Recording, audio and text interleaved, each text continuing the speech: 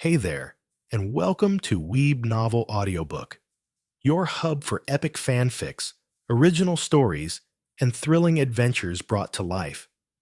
Make sure to subscribe for regular updates and swing by my Patreon for early access and exclusive mature content. Now, sit back and enjoy the journey. Not just him, everyone on Shur Adarizawa felt the same guilt. But they also knew at this point, the only thing they could do was trust their ace completely. They had to keep the ball in play for him, feed him every opportunity to attack. As long as Ushijima was still standing on that sea art, there was still hope for victory. Syllable. Akira's spike flew again, but just before it touched the ground, Semi-Ida dove, barely saving it. The second setter took the first touch. Please. Semi-Ida, hands planted firmly on the court, lifted his head and shouted. Ushijima.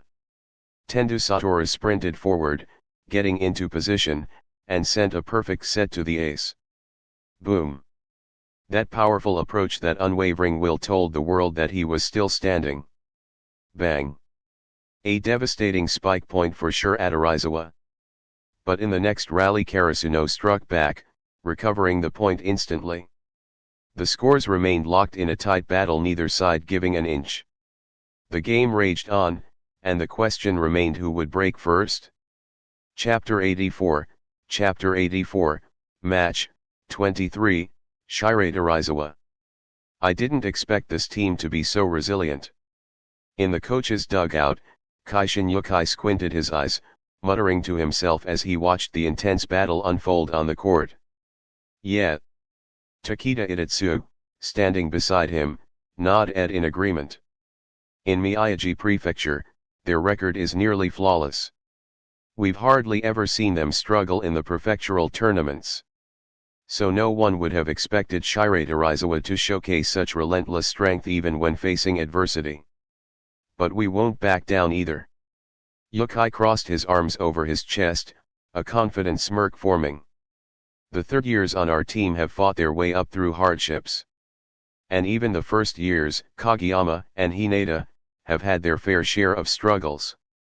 I heard that back in junior high, Hinata didn't even have a proper volleyball team to train with.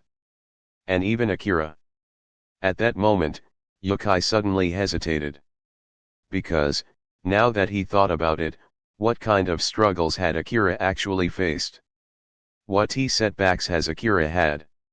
Takeda furrowed his brows in curiosity and turned toward Kyoko Shimizu, who was quietly sitting on the sidelines. Shimizu, as his neighbor, you should know, right? Akira. Kyoko held her notebook close, thinking back. He moved to Miyagi Prefecture about 6 months before the junior high league and lived near my house.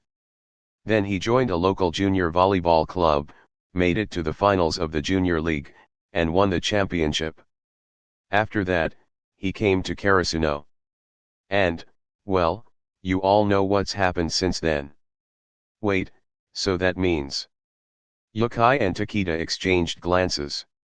It seems like he's never really had any major setbacks. From their training match against Aobajosai to this final match in the national qualifiers, no opponent had truly managed to suppress him. Forget it. Yukai laughed, shaking his head. That guy is just on another level. I don't think we've even seen him play at full strength. Guess we'll have to wait for the day someone can finally push him to his limit. That is, if such a person even exists. Bang. In the final moments of the set, Ushijima Wakatoshi was playing beyond his limits. He seemed to have realized that Akira was slowly analyzing his attack patterns, so he abandoned his usual habits entirely. Every spike now came unpredictably, catching Karasuno off guard. Under his fierce offensive, Shire Adarizawa reached match point first. Karasuno 23-24 Shire Adarizawa.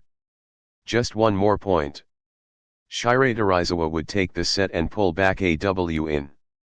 But this was their serve. If Karasuno could receive it cleanly, they would gain the right to attack first. Kawanishi Taiki stepped up to serve, exhaling deeply. He knew this was his best shot at securing victory. It was difficult, but if he could ace this serve, they'd win instantly. If Karasuno got control of the ball, however, stopping their number 7 Akira would be nearly impossible. Closing his eyes, Kawanishi steadied himself.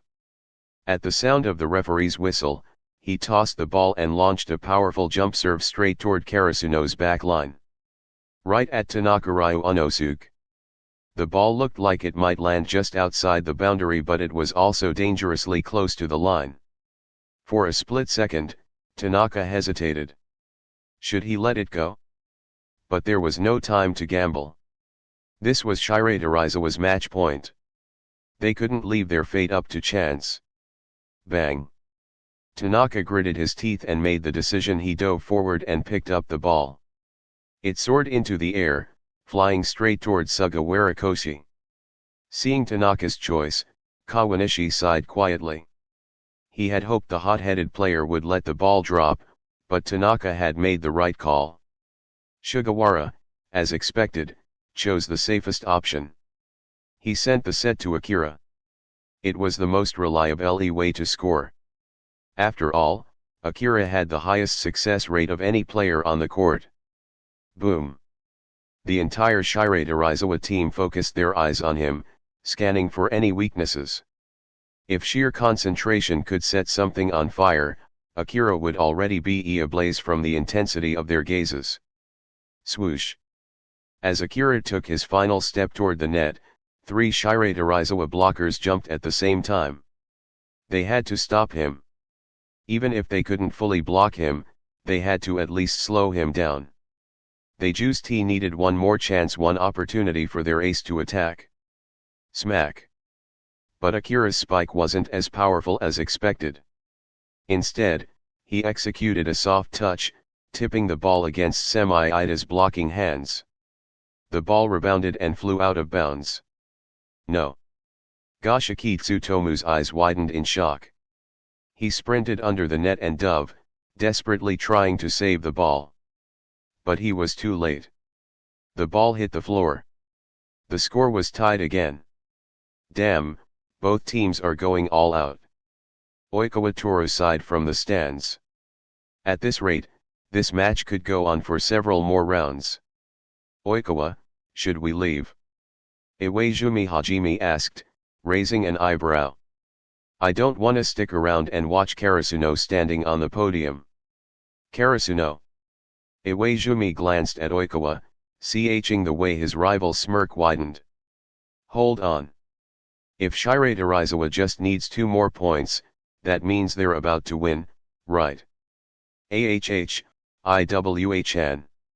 Oikawa made an exaggerated, disappointed face and ruffled Iwaizumi's hair playfully. You're still too naive. Iwaizumi swatted his hand away, scowling. Quit messing around. What do you mean? That number 7 on Karasuno. He's way too clever.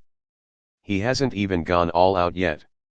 Oikawa leaned forward, watching the court with a knowing grin. And guess what? It's his turn to serve next. Shirei Terizawa won't survive 2 more points against him.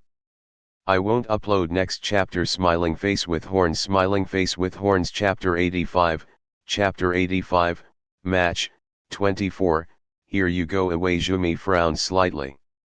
Serve. He looked puzzled. Just now, his serve was pretty ordinary.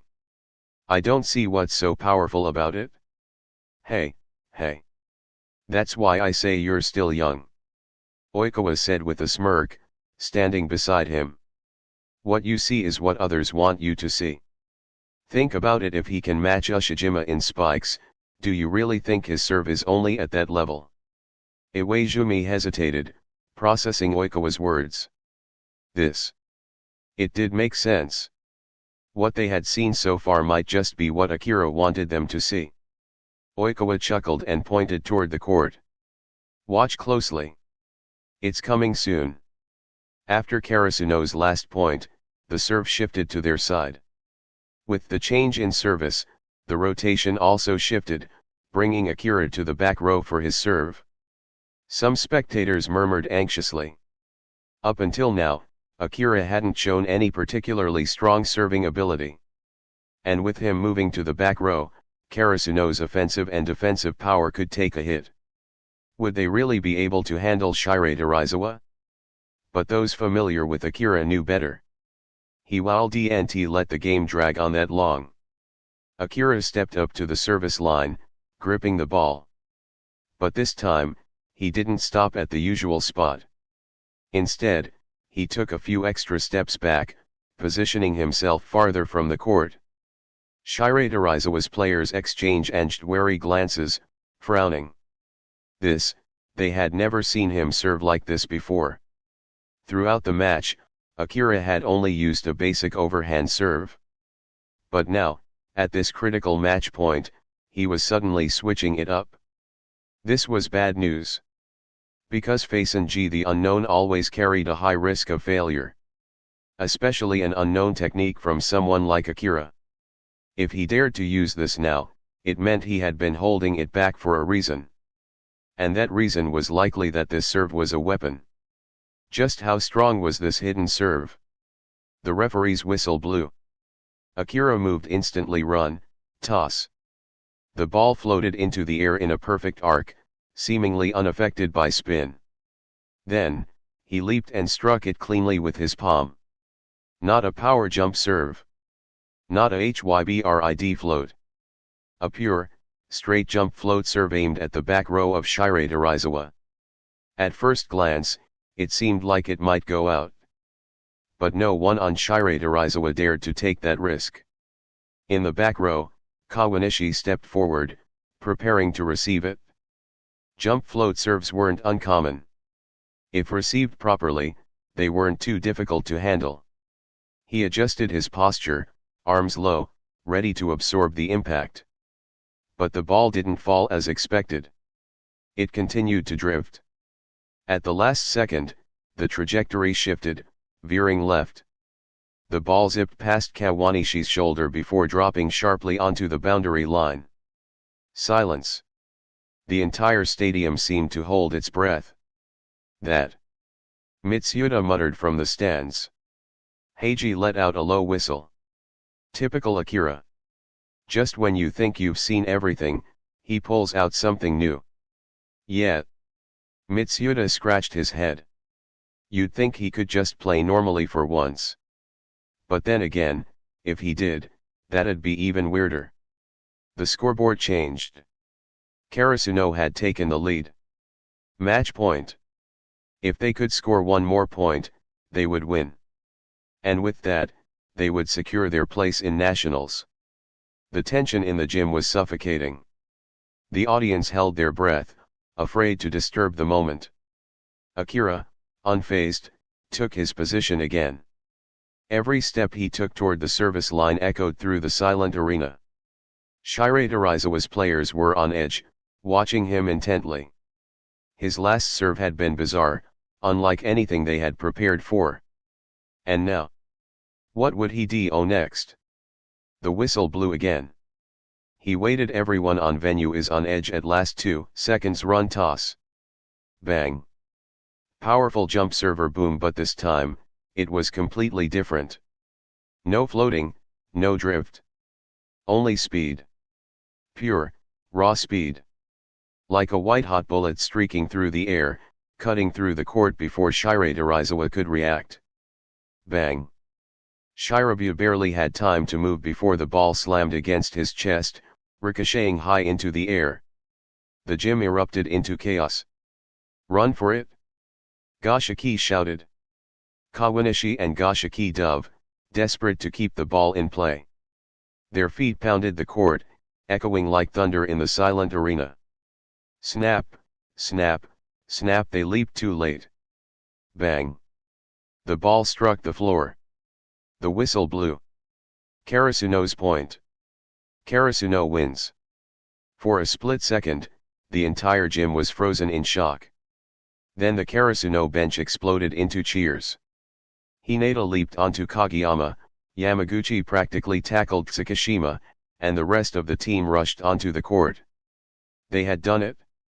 They had defeated Shirei Terizawa. They were going to nationals. On the other side of the net, Shirei Terizawa's players stood still, staring at the ball that had just ended their run. Ushijima exhaled slowly, a small, almost imperceptible smile appearing on his face. "Impressive," he murmured. "That number 7. Akira." He turned to his teammates, nodding toward them. "We'll be back." Karasuno had won today. But the battle wasn't over. Chapter 86, Match 25, complete. The quiet stadium immediately came to the other extreme with a whistle from the referee. It was as if a wave of sound was rising from the audience around it. It swept the entire huge venue in an instant. "Karasuno! Karasuno! Karasuno!" Some of the excited spectators had already stepped on their seats on one foot, vigorously waving their support items, and launched an excited cry towards the audience. And the substitute players in the rest area outside the field, together with Kageyama and Hinata, who had just been replaced, rushed up. Everyone hugged together excitedly. After so many years, this school of Karasuno finally won the championship of Miyagi Prefecture again, and it was close to the national competition. These days, countless hard training, countless efforts to persevere, finally paid off in this moment. Yukai Kaishin's heart also contained a faint tear in his eyes. Since his grandfather retired, the school has lost its former glory. It is known as the Fallen Champions, the Flightless Crows. But now, during his time in charge, Karasuno has entered the national competition again. Several people in the field shed tears of excitement. No one knows what kind of bitterness their third-year years have experienced. In the face of the once strong school Karasuno, they admired it. But they were greeted by a volleyball club. The backwardness of strength, even going out for training matches, would be coldly watched and ridiculed by others. Even in the back, no one wanted to play a practice match with Karasuno. No one likes to fight with weak teams, because that will only weaken your own strength. But now, this school of Karasuno has finally stood up. Eliminate Shirei Terizawa and enter the national competition. In Miyagi Prefecture, nothing is more provable than this. If Karasuno's side is a warm celebration, then Shirei Terizawa's side is a bleak exit. The glory of victory always belongs to the stronger. In the past, they have also enjoyed this glory countless times. But this time, the bitterness of failure seems to be more memorable and evocative. "Let's go." Looking at the people who were lost and walked back, Tendu Satoru did not say another word, but directly turned around. "We'll win it back." After losing the game this time, the coach who used to be hot-tempered did not burst into anger. But this pale speech seemed to sting everyone in Shirei Terizawa even more. Sniffling. The youngest Gashiki Tsutomu even began to bury his head and cry, shedding tears of unwillingness. Losing one game is nothing. As the person who gave the most to this game, Ushijima Wakatashi's mood was the calmest. "Wait until the spring tournament, we'll win it back." Immediately, everyone in Shirei Terizawa directly turned and left. All that was left for the audience was their lonely backs. And TS scene was filmed by the camera on the side. In the future, this scene was on the promotional poster of the TV station. It is accompanied by the text "The Fall of the Old King." On the other side, there is a contrasting picture. Under the spotlight, everyone in Karasuno cheered and hugged together. Above it is the rise of the new king. IWA-chan. IWA-chan. Let's go. Let's go. Oikawa Toru dragged Iwaizumi Hajime on the side and walked towards the outside of the venue. "I don't want to see their award ceremony." Iwaizumi replied with some weakness, "It's not like if you don't watch it, people won't give out awards." Just below them, Mitsuda seemed to have a spiritual feeling in his heart and glanced back. But only the backs of the two departed were seen. "What's wrong? Mitsuda?" Heiji Yoshino on the side saw his actions and turned his head and asked. It's nothing, I just thought I saw an acquaintance, but I'm not sure. Mitsuda shook his head and said thoughtfully, the game is over, so let's go. Nope. No way. Wait a little longer. Kunimura said loudly from the sidelines. I want to see Mr. Are's award. Seeing this, both of them were a little speechless. Before the game started, the person who said it made no sense to watch this kind of game was you. Now that the game is over, the one who is arguing not to leave is still you. Is there a little principle? On the field, after the excitement of everyone in Karasuno, the TV crew came to their side and led them to the camera. Then, the award ceremony began. Under the auspices of the TV station staff, the guests who came this time presented awards to everyone. And the host of this award ceremony was the female host who interviewed Akira last time, Yumi. This time, dressed in a formal uniform, she stood in front of a group of TV station leaders, speaking eloquently and confidently. It began with an introduction to Karasuno's situation, followed by a few brief personal interviews with Karasuno players. After the interview, it was time for the award ceremony. Next, we have our award presenters, Mr. Are, Mr. Takano Yasuda. Outside the camera's lens, the duo slowly appeared. Wow! I feel that Mr. Are is much more handsome than before. Kunimura in the audience danced excitedly. If he also gives me an award, then I will be satisfied in this life. Are and Takano each held several medals and brought them to the necks of everyone in Karasuno one by one. It was in front of Akira that Are paused for a moment and suddenly said in a loud voice, I hope you can perform well in the national competition and strive to win a championship for Miyagi Prefecture. We'll always be in front of the TV and cheer you on. Akira also responded with a smile. Then thank you, Mr. Are. We will continue to work hard. Chapter 87, Aftermath. Akira? Do you know that person? Why did he suddenly talk to you? After the award ceremony, everyone walked down the corridor leading to the outside world. Hinata suddenly remembered something and turned to ask Akira. Hearing his question, everyone else also turned their heads and looked at Akira with curiosity. It can't really be called knowing each other. You could say we've had a connection before. But he's really good at playing. Akira spoke with a nostalgic expression. Oh. Hearing that, Hinata's eyes sparkled with interest. If you say someone plays really well, they must be strong. If we ever get the chance, I definitely want to play against him. You moron. Daiichi smacked him on the back of the head. That guy is already a big deal in the prefecture. Why would he play a match with you for no reason? While everyone was chatting and laughing, they stepped outside the Sendai gymnasium. But the moment they exited the venue, they noticed the square outside was surrounded by a group of people. Seeing the scene, Tanaka seemed to recall something. Wait a second. Could it be? Do I, Tanaka, actually have fans now?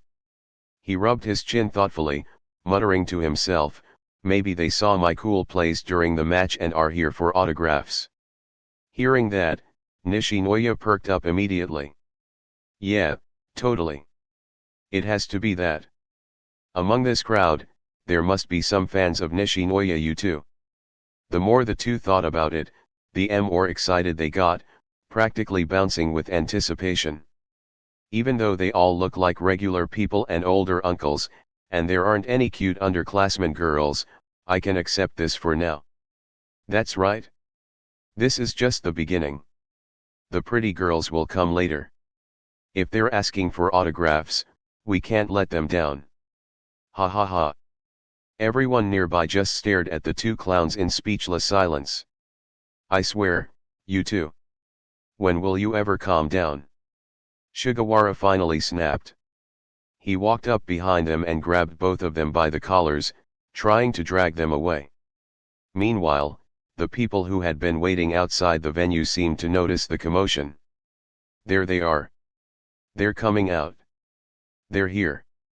The leader of the crowd shouted excitedly. His words instantly drew everyone's attention. Whoa. It's true. I'm here to get an autograph. Wait up. Me too. In an instant, the entire group surged forward. Hearing their excited voices, Tanaka and Nishinoya immediately tried to break free, thrilled beyond belief.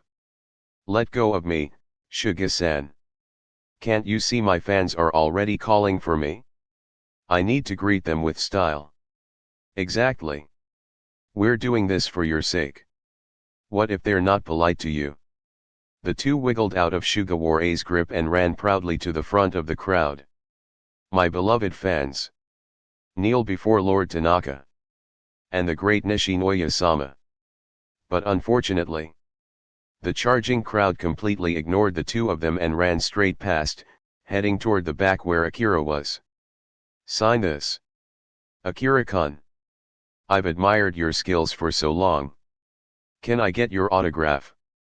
Me too. I passed the ball to you once in a match. Do you remember me, Akira-kun? Here. I want one too. Please.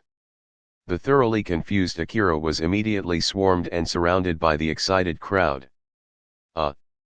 Nishinoya and Tanaka stood frozen on the sidelines, completely petrified, with tears of envy and jealousy welling in their eyes. I hate this. He. Use your brain next time. Obviously, they weren't here for you too. Tsukishima smirked, covering his mouth with a smug grin. Tsukishima, you jerk. Shut up right now. The two immediately spun around, glaring daggers at him after being so cruelly exposed. The autograph chaos continued longer than anyone expected. At first, it was just the initial group that swarmed Akira. But then, curious onlookers nearby also came over to see what was happening. Later, the spectators who had been inside the gymnasium started exiting and heard about someone being asked for autographs. When they learned it was Akira, they quickly joined in too. Over time, the crowd didn't shrink, it only grew larger. Eventually, the Karasuno team had no choice but to ask the venue staff for help in dispersing the crowd. It was getting late, and they still had to return home. Hey. Akira, how did it feel to be mobbed for autographs like that? On the bus, Yamaguchi turned in his seat and asked Akira curiously. That's the kind of treatment reserved for real stars. Akira, slumped weakly in the back seat, let out a deep sigh and replied, it's more exhausting than playing an entire match. If that ever happens again, you better not leave me alone in there. Ha ha ha ha. The sound of happy laughter echoed inside the bus. Hinata, gazing out the window, said with hopeful anticipation, if we make it to nationals, we'll get to face Nekoma again. I really want to go up against them one more time. On the side, Coach Kaishin Yukai smiled and replied, well, they still have to get through the Tokyo qualifiers first. There are a lot of powerhouse schools in Tokyo, it's not easy to represent that region. Chapter 88, Training Camp? Selection. Hinata was slightly surprised. Haven't their tryouts started yet? The trials in Tokyo are not like ours. They're spread out over several weekends rather than done all at once, Yukai explained, shaking his head. They'll probably start their first preliminary round this weekend. But that's not what we need to focus on right now. What's important is to keep training and prepare for the upcoming national tournament this summer. Yes. The next day, at Akira's home. Akira and Kyoko had moved 2 chairs and were sitting opposite each other. Between them was a tall wooden table with a go board on top. Black and white stones were arranged across the board. Under the table was a large basin of steaming water where both of them had their feet soaking. According to Kyoko, she had added medicinal herbs to the hot tea water to relieve fatigue. All right? Kyoko. As the situation on the board worsened for Akira, he could only admit defeat with a reluctant smile. He. Seeing Akira's frustrated expression, Kyoko giggled behind her hand. You're so good at video games, but when it comes to Go, you're like a total beginner. You're amazing, Akira said as he leaned back, hands behind his head. I'm not a beginner, Kyoko replied playfully. She leaned forward with her elbows on the table, grinning teasingly. Humph. I finally found something you're not good at? Just wait, I'm going to keep beating you. A light breeze rustled through the tree nearby, blowing her hair gently. Perhaps it was the warmth of the water or the cozy atmosphere, but a soft blush appeared on Kyoko's cheeks. Akira's heart stirred slightly. Sploosh. The water stirred underfoot. A pair of larger feet overlapped with Kyoko's soft, pale ones. Her cheeks deepened in color. I definitely can't beat you at Go, Akira said, pushing the table aside and pulling Kyoko into his arms. Their summer clothes were thin, and the closeness was unmistakable. You. Kyoko's breath quickened. She lifted her flushed face, eyes darting away as she tried to change the subject. Are you going to have trouble adapting in Tokyo during the summer tournament?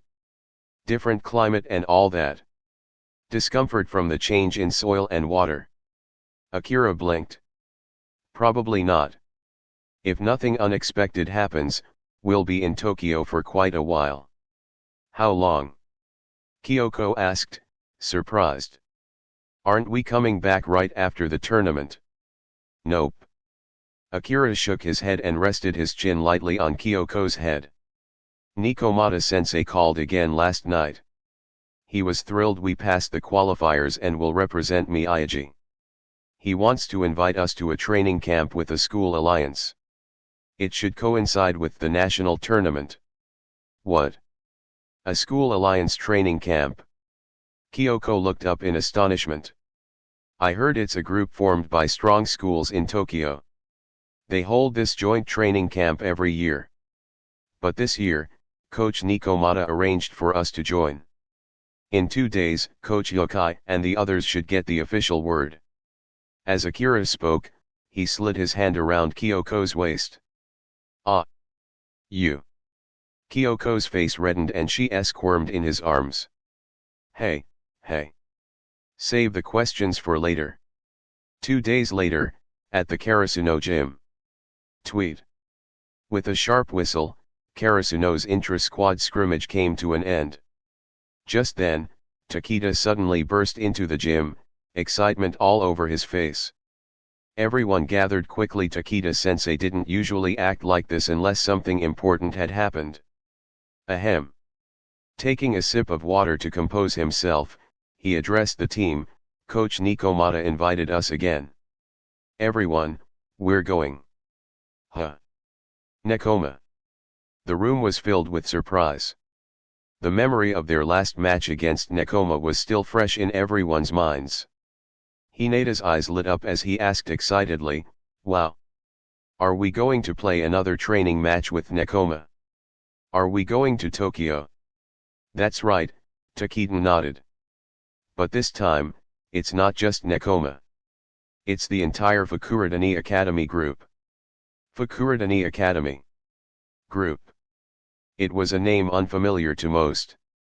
Yokai, more informed, furrowed his brow in thought. The Fukurodani group is an alliance of several strong Kanto schools like Nekoma. They frequently hold training matches with each other. It's an informal group, mostly based on personal relationships and trust. Getting invited in is rare. Takeda nodded and smiled. Exactly. We really owe Coach Nikomata for this. Thanks to him, we have this chance to train with them. The team buzzed with renewed energy. Finally. I get to see that kind of tricky set again. Kageyama muttered, remembering the deceptive tactics used by Kenma in T-Air previous match. I'm going to take down the big city guys. Tanaka stood up, fists clenched, voice booming. This time, we're going to beat them. New surroundings. New opponents. And top-tier schools from Tokyo no less. The excitement was palpable.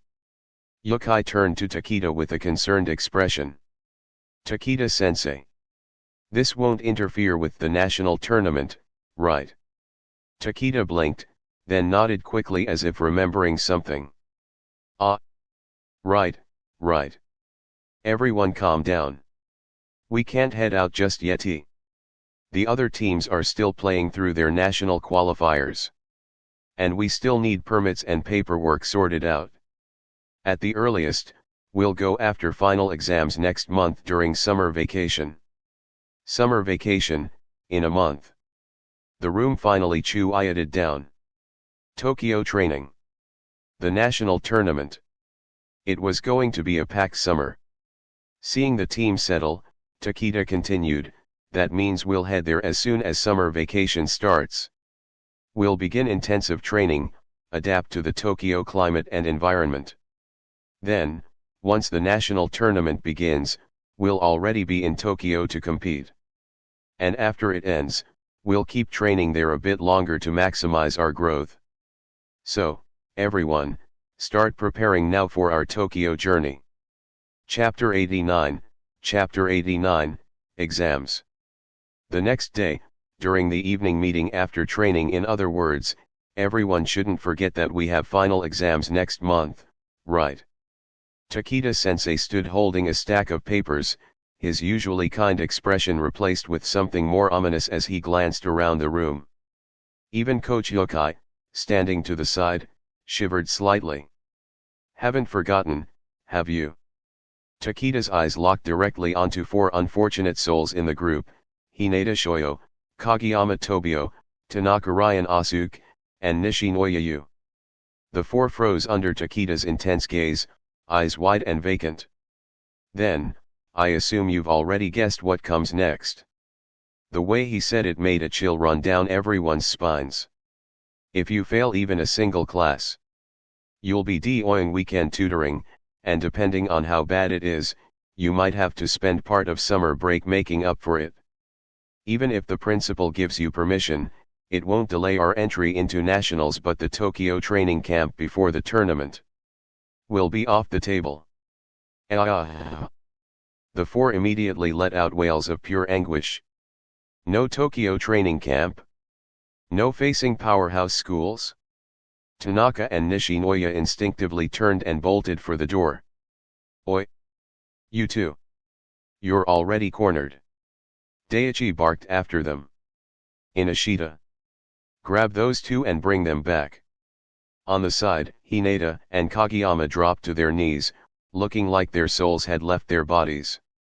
Oh, how many points do I need to pass again? They muttered into pair, not even blinking. If I spike hard enough, maybe the head of academics will let me pass. Hinata mumbled in a daze, clinging to any hope. You'd better focus on barely passing first, dumbass, came Tsukishima's cold jab from behind them. Is this what it feels like to be academic bottom feeders? TCH. Even if the academic board approves it, you still have to put studies first when tutoring is scheduled, Takeda-sensei said sternly, shooting down Hinata's hope without hesitation. Realizing that pleading didn't work, Hinata scurried over to Yukai. Coach. He grabbed Yukai's arm and stared up at him with soulful, desperate eyes. How do I put this? Yukai scratched his head, visibly uncomfortable. Students have to go through this kind of thing. It builds character, right? How can you say that so casually? Yukai gave him a sheepish smile and tried to offer encouragement. Look, the point is to stay focused and keep trying. No. This is serious. Please teach me how to study. Hinata bowed his head, full of determination. Ahem. Yukai glanced down at the orange-haired boy with a complicated look. Hinata. Honestly, I wasn't going to say this, but do I look like someone who got good grades in school? Hinata blinked. Well, now that you mention it. Judging by Yukai's dyed hair and laid-back vibe, He probably hadn't exactly been a model student himself. Back in high school, he was likely a lot like Tanaka. Hineda's eyes dulled again with despair. Seeing his teammate looking so crushed, Sugawara stepped forward with a laugh, trying to lighten the mood. "Don't worry, Hineda. You only need a passing grade. That's all that matters." "Really? Sugawara-san?" Hineda asked, suddenly filled with hope. "I've never scored in the double digits on a quiz before, is that okay?" Eh. Now Sugawara was the one frozen, unsure of how to respond. "Oi! Don't look like you're on death row. You too, Takeda-sensei. You've got to stay strong for them." Sugawara tried to keep spirits up. After the meeting, in the boys' locker room, Daichi was giving a stern lecture to the four delinquents. Off to the side, Tsukishima and Yamaguchi were grabbing their things and heading toward the door. "We're heading out first," Yamaguchi said casually. "Eh? Don't you guys have to do tutoring too, Tsukishima?" Hineda suddenly asked, eyes lighting up. "Humph. You think everyone is failing?" Tsukishima replied with his usual smirk. "You." Hineda and the others couldn't even get mad, they were too exhausted and hopeless to argue. "Haha. I'm out too." Akira slung his bag over his shoulder and gave the group a wave. "Kyoko's waiting for me downstairs." Chapter 90, Chapter 90. Akira also waved goodbye to them. "Huh? Are you saying? Akira, don't you have to do study?" Hey. Sugawara said with a grin from the side, "I heard that there's one outstanding student among the first years this time, Akira. He apparently scored full marks in several subjects." Full marks. Hearing this, Hineda and Kageyama couldn't help but tear up. What a distant concept. Hey. Kageyama. After the others had left, Hineda quietly whispered to Kageyama. "What? No way. I don't want to." He rejected Hineda's proposal outright. "Hey. Don't be so stubborn. If we fail, we can't go to the training camp." Under Hineda's persuasion, Kageyama finally gave in with great reluctance. Just as Akira and the others walked out the school gate together, voices suddenly called out from behind them. "Akira! Tsukishima!" Oh! Everyone turned around to see Hineda pushing his bike, and a reluctant Kageyama trudging behind him. "Teach us how to study. Please." The two of them. "What's going on?"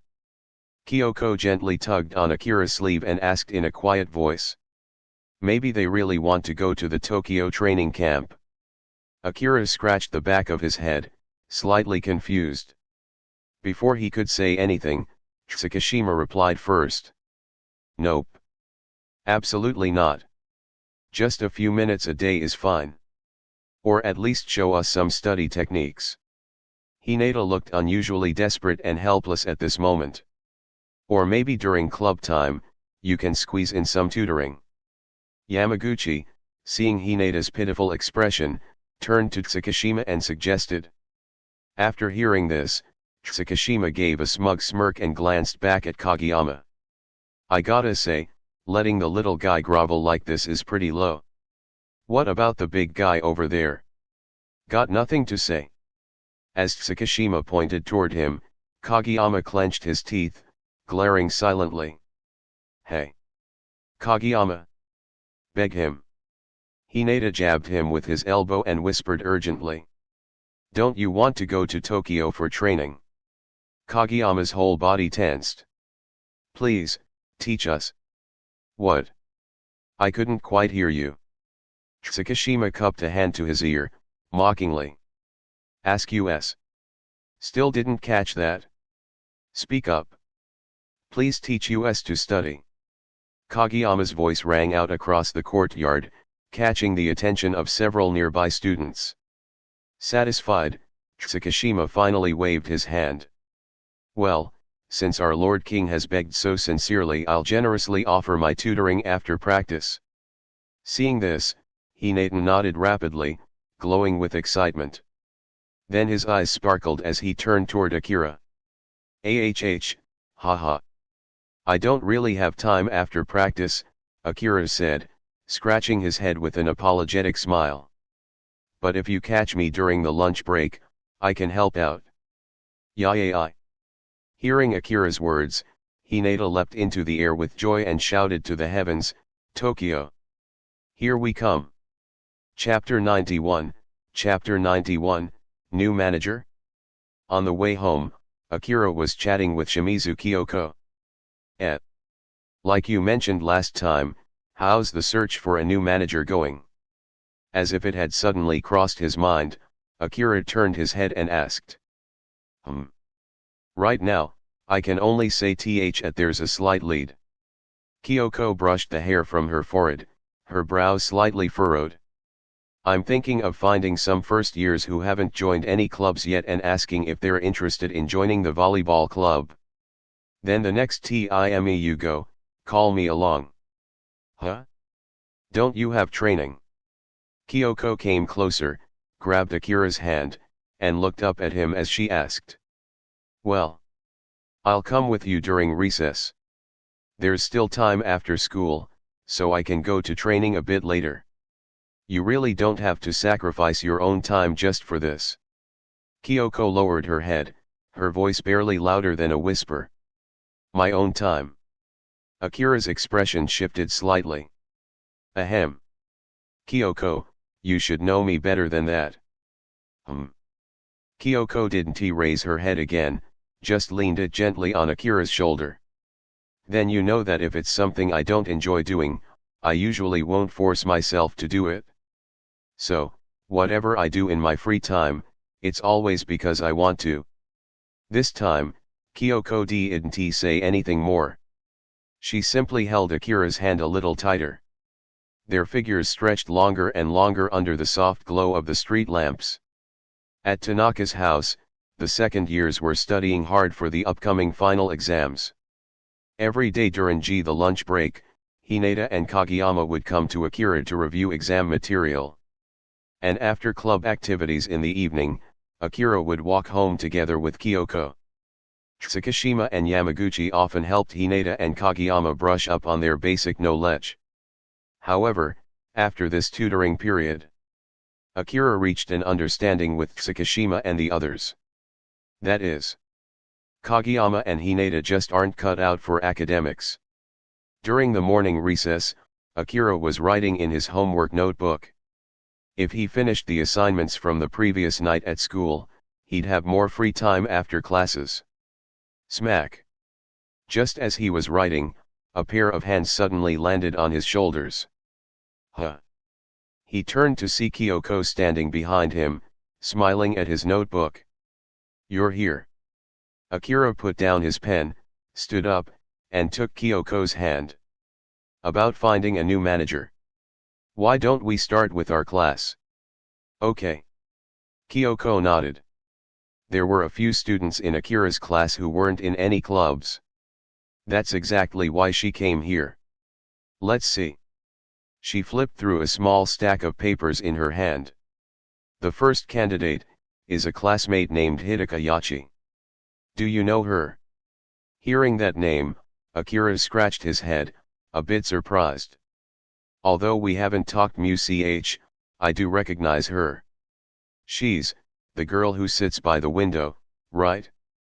Doesn't seem to be in the classroom right now. Why don't we head out and wait? The two of them walked out into the corridor.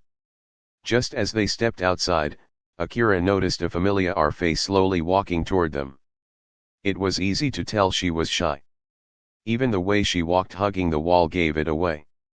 Hey? Hello. Hidaka Yachi.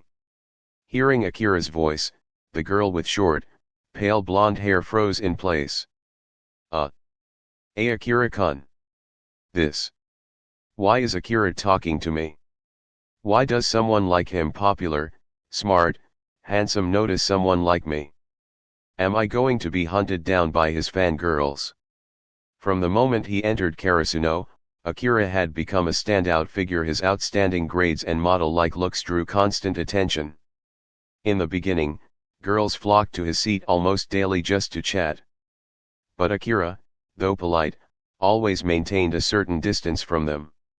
Eventually, the visits grew fewer and fewer, and the rejections started piling up. Still, many girls secretly admired him. Even in class, his seat constantly drew glances. And now, he was talking to her directly. Hidaka felt like time had frozen. Her mouth opened and closed, but no words came out. Kyoko, noticing her hesitation, also turned toward her. She's so beautiful. Is she an upperclassman? Yachi had now entered a full mental freeze. Hello, Hidaka. Kyoko stepped forward and started explaining the volleyball team's search for a new manager. But Yakai wasn't processing a single word. She just stared at Kyoko's mouth moving, rooted to the spot. She's talking to me. She's so pretty. So elegant. It's over. I'm doomed. Akira and this gorgeous third year are talking to me at the same time. If their fans find out, I'll be assassinated. Akira, observing the scene, felt the corners of his mouth twitch involuntarily. These two, one was talking non-stop. The other appeared to be nodding, seemingly listening, but clearly wasn't. So, why don't you try it out as a temporary manager? Okay. Without even fully understanding Kyoko's words, Yachi blurted out her agreement on impulse. Kyoko was visibly surprised. She hadn't expected it to go this smoothly. The first student she approached had actually agreed. All right then, I'll head out first. I'll come find you after school. You can also wait here with Akira if you want. Yachi turned around just as Akira waved at her with a smile. Oh okay. Her neck stiffened like a board. This is it. I'm finished. After school, I'll be hanging out with these two. Their fans are going to murder me. Chapter 92, Yachi da. The sound of chalk tapping against the blackboard echoed steadily through the classroom. But today, Yachi wasn't listening attentively to the lecture like she usually did. Instead, her eyes were glued nervously to the wall clock hanging above the board. What do I do? Class ends in 2 minutes. The usual long and dragging lesson had suddenly flown by like water slipping through her fingers. Jingle bells. While she was still distracted, the bell signaling the end of class rang from the hallway. What do I do? What do I do? I'm going to die. While she was still lost in panic, the rest of the class had already gathered their things and left the room. Knock, knock. Akira came up to her desk and tapped on it gently. With a warm smile, he said, let's go. Kyoko should be waiting for us. Ah. Why yes. Yachi stumbled after Akira in a daze, following him out of the classroom under the surprised stares of several classmates. The two of them met up with Shimizu Kyoko, who had just arrived, and they rushed together toward the volleyball gym. Bang! Thud! As they neared the gym, they could already hear the familiar sounds of training inside, shoes squeaking, balls hitting the floor, and voices shouting back and forth. The team members who had arrived earlier were already warming up. Creak! Akira walked ahead and opened the gym door. Oh! Akira, you're here. Hurry and start warming up. Sawamura Daichi, who was stretching by the sideline, called out to him. Akira smiled and gave a short nod before heading in quickly. Behind him, Kyoko walked in with Yachi trailing nervously behind her. Excuse me. A new manager has been recruited for the volleyball club. Her words immediately drew the attention of everyone in the gym. And right at that moment, Yachi timidly poked her head out from behind Kyoko. Whoa! We finally got a new recruit. Hinata shouted, clearly excited. With everyone's eyes on her, Yachi panicked and began to introduce herself. Hi. Hello, everyone. My name is Hidaka Yachi. Ahem. Yachi-san. No need to be so nervous. Akira, who was changing into his indoor shoes, couldn't take it anymore and called out to her. Alright. But Akira's attempt to reassure her only made her even more anxious and flustered. Awesome. That means we have a manager for next year locked in. Sugawara said with a grin, clearly delighted. Yachi quickly waved her hands in denial, flustered. No. She's just here temporarily to get a feel for it. Kyoko added quickly, this was something I asked her for just temporarily. She has to head back to the club office soon, so she's just here to say hi today. After greeting everyone as best as she could, Yachi quietly slipped out of the gym. Huh? Akira. Do you know the new manager? Once she was gone, Hinata turned to Akira with curiosity. She's in the same class as me, but we haven't really talked before. So I don't know her that well. Akira scratched the back of his head, then stood and jogged out onto the court. Let's keep training. At that moment, Yokai Kaishin walked in through the main door. Ahem. Everyone, I've got an announcement. This weekend, several SCHOs have contacted us to request practice matches. After reviewing the teams and thinking about what we need, I went ahead and agreed. They'll all be played right here in our gym. At his words, everyone's eyes lit up with excitement. Practice matches. Is it because of our performance in the qualifiers the other day that schools are reaching out? Daichi asked, visibly thrilled. In the past, they had gone around begging for practice matches. But barely any schools agreed. Why? Because Karasuno had a reputation for being weak. Playing a team that's too weak in a practice match doesn't help either side, it just slows down progress. And nobody wanted to get dragged down. But now, after Karasuno proved their strength by winning the Miyagi Prefecture qualifying tournament, things had changed. Now they were the ones being sought out. It was the same situation that powerhouse teams like Shiratorizawa or Aoba Josai had been in for years. Every year, countless teams tried to book practice matches with those elite schools. But only a few succeeded. Because those top-tier schools didn't want to waste time on weak opponents. They constantly trained with university teams or other powerhouse high schools. It was the pure, unfiltered logic of the strong. The weak didn't even get a chance to spar. But now, Karasuno needed solid opponents to keep themselves sharp. They were preparing for the upcoming spring nationals. That's why Coach Yokai had agreed to several match requests at once, and all of them would take place this weekend. Daichi took a deep breath, calming himself. Everyone returned to training with renewed fire. Chapter 93, Practice match before Tokyo training camp. On the winding mountain road, a bus staggered along. Inside, the voices of Passan ERS filled the air. Today's opponent is Karasuno. Is that the team that defeated Shiratorizawa and qualified as the Miyagi Prefecture representative? What? Karasuno? Wasn't that team supposed to be weak? I think they were called something like Tehi Fallen Powerhouse, the crows that can't fly. Man, you're so outdated. They're the team that beat Shiratorizawa 3-0 in the final. What? What the? A team like Shiratorizawa lost 3-0. You've got to be kidding. I remember a few months ago, we played them at the prefectural tournament and lost 2-0. I can still remember Ushiwaka's terrifying attacks. And now we're facing a team that beat Shiratorizawa 3-0. Ushiwaka. I heard their team has an ace even stronger than Ushiwaka.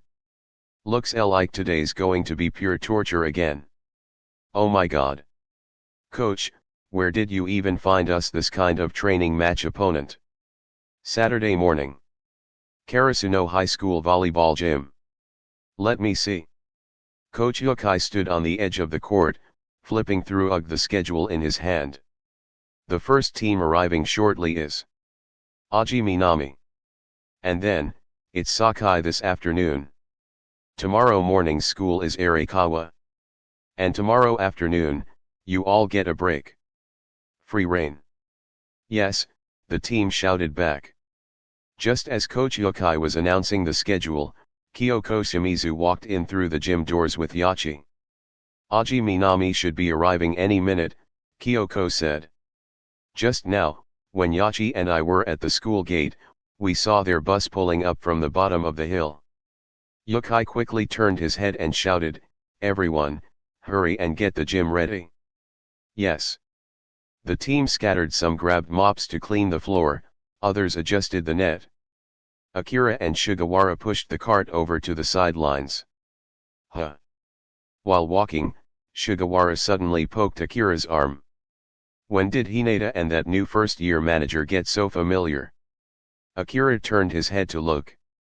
Hinata was helping Yachi move chairs from over the cabinet. Oh, them.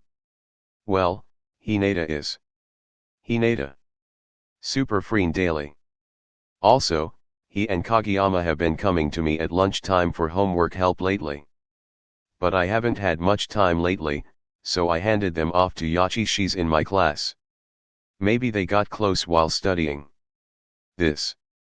While the two of them chatted casually, the players from Aji Minami arrived at the gym entrance. Excuse us. Line up.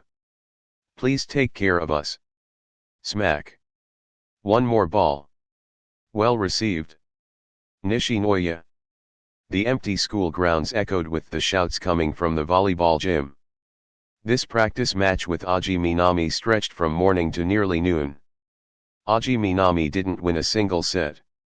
Compared to the old Karasuno, their current strength had risen to an entirely new level. Beating Shirei Arizawa was the best proof of that. Thanks for the game. After a morning of intense competition, both sides exchanged farewells. Aji Minami's team had to head back by bus, while Karasuno took a short rest to prepare for the afternoon match. Wow! That game was amazing. Yachi was practically bounding with excitement. She hadn't stopped squealing since the match began. Kyoko could hear her constant exclamations the whole time. Just watching it made me feel like, I don't know. Like you were struck by lightning. She and Hinata were deep in conversation as soon as the game ended. I didn't expect Akira to be not only smart, but such a good player too. You mean Akira? He's incredible. In the last tournament, even the top 3 spikers in the country couldn't take him down. What? Top 3 in the nation. First bonus chapter, 500 Power Stones. Second bonus chapter -800 Power Stones. Check out other novels. Marvel, I'm in Westview Town. Police Car Light. New Button. Naruto, My Daddy is Danzo. New Button. Police Car Light. Naruto, I'm Ninetales and my host is Kushina. Chapter 94, Chapter 94, Tokyo. They had no idea how to explain it properly, but somehow, they understood each other perfectly. Game time always flies. After just a few dozen rallies, hours had already passed. Over the past 2 days, Karasuno had grown a lot. And Hidaka Yachi officially ended her trial period and became an official manager of the Karasuno volleyball team. Then came the period before final exams. Intense training alternated with review sessions. As everyone worked toward their next goal. The big day arrived. Jingle bells. The crisp sound of the school bell rang out. A wave of students poured out of the classroom buildings. Yeah. Final exams are finally over. Tanaka shouted with joy, unable to contain his excitement. Tokyo training camp. Here I come. You. Sugawara sighed, pressing a hand to his forehead. If you failed the exams, you're staying behind to study. Not happening, Suga-senpai. This time, I'm 100% sure I passed. Boys in Tokyo, get ready for Tanaka's killer quick attack.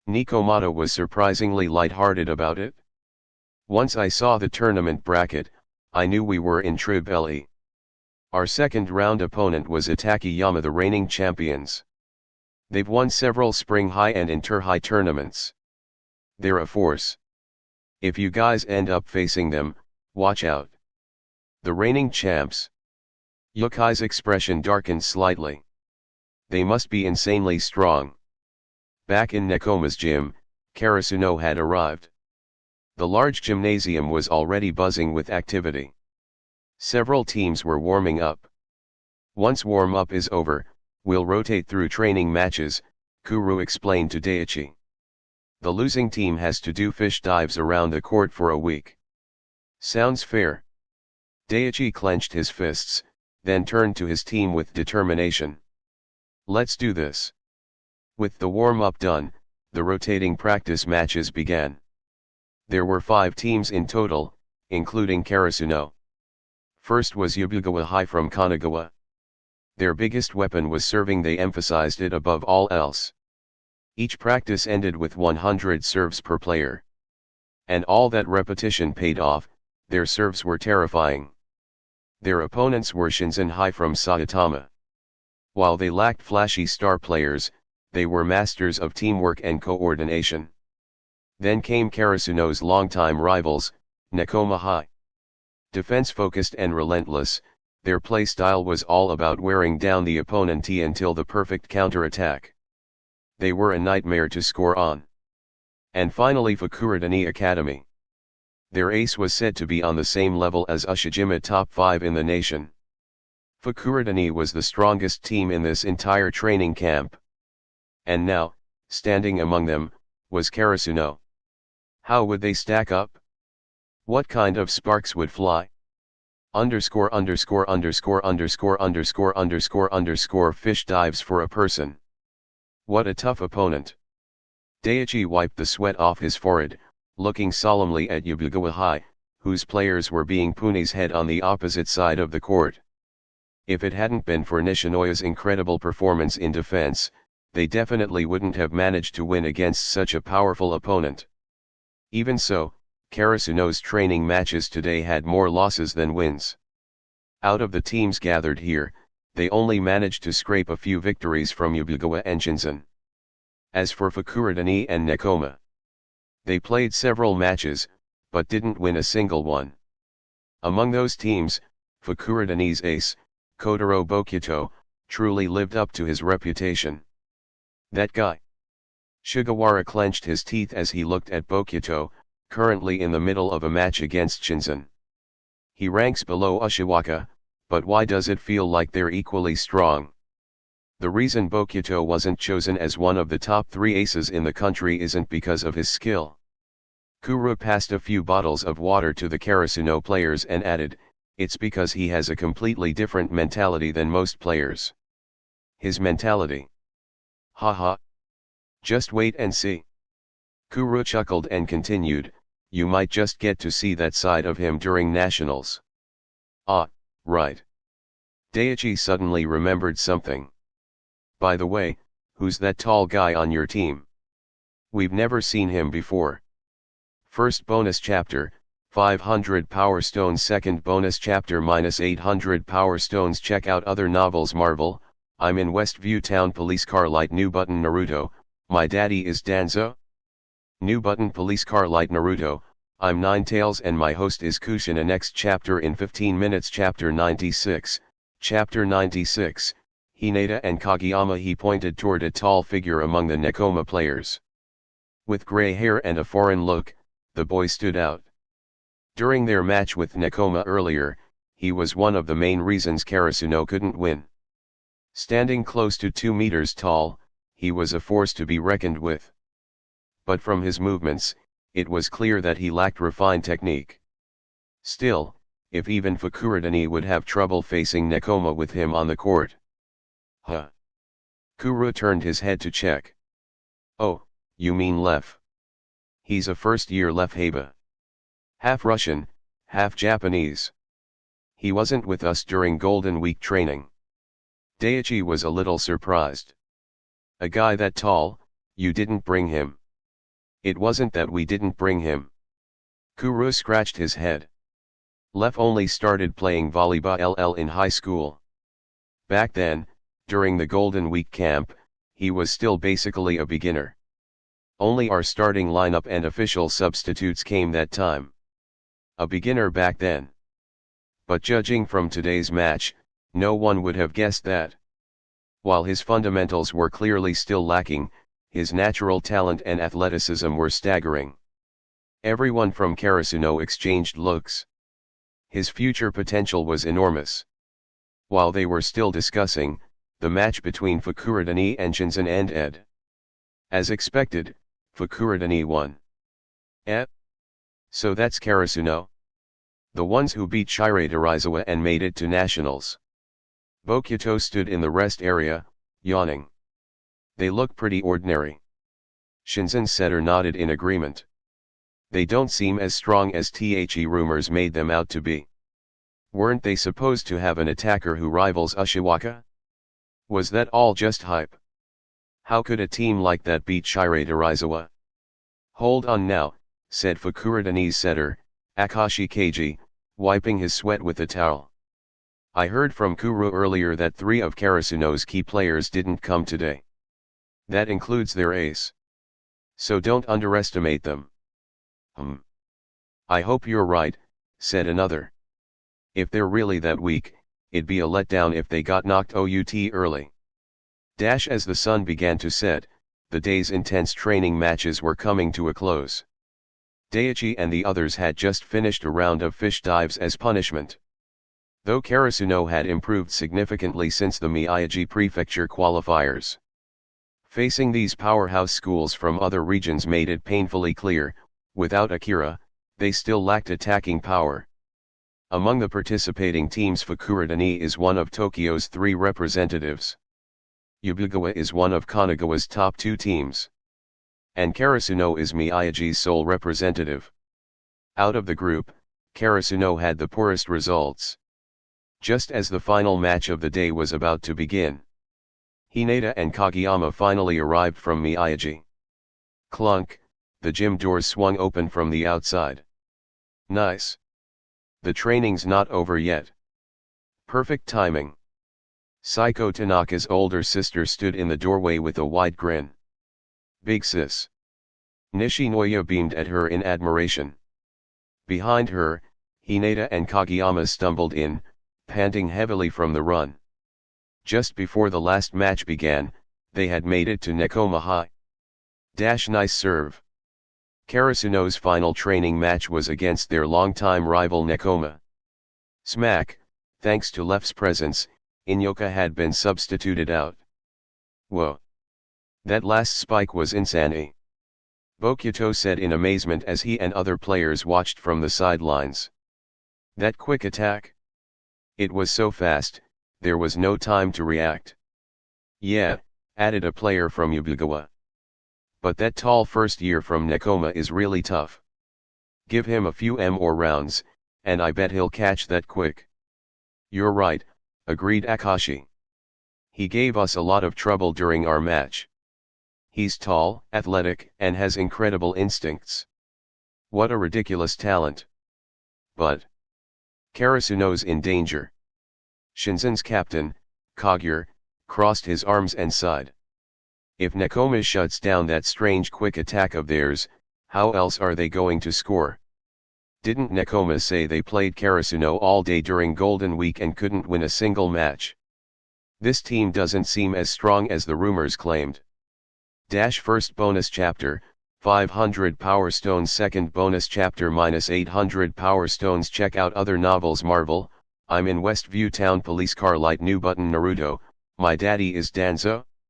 New button. Police car light. Naruto, I'm Ninetales and my host is Kushina. Chapter 97, Chapter 97, Training Camp.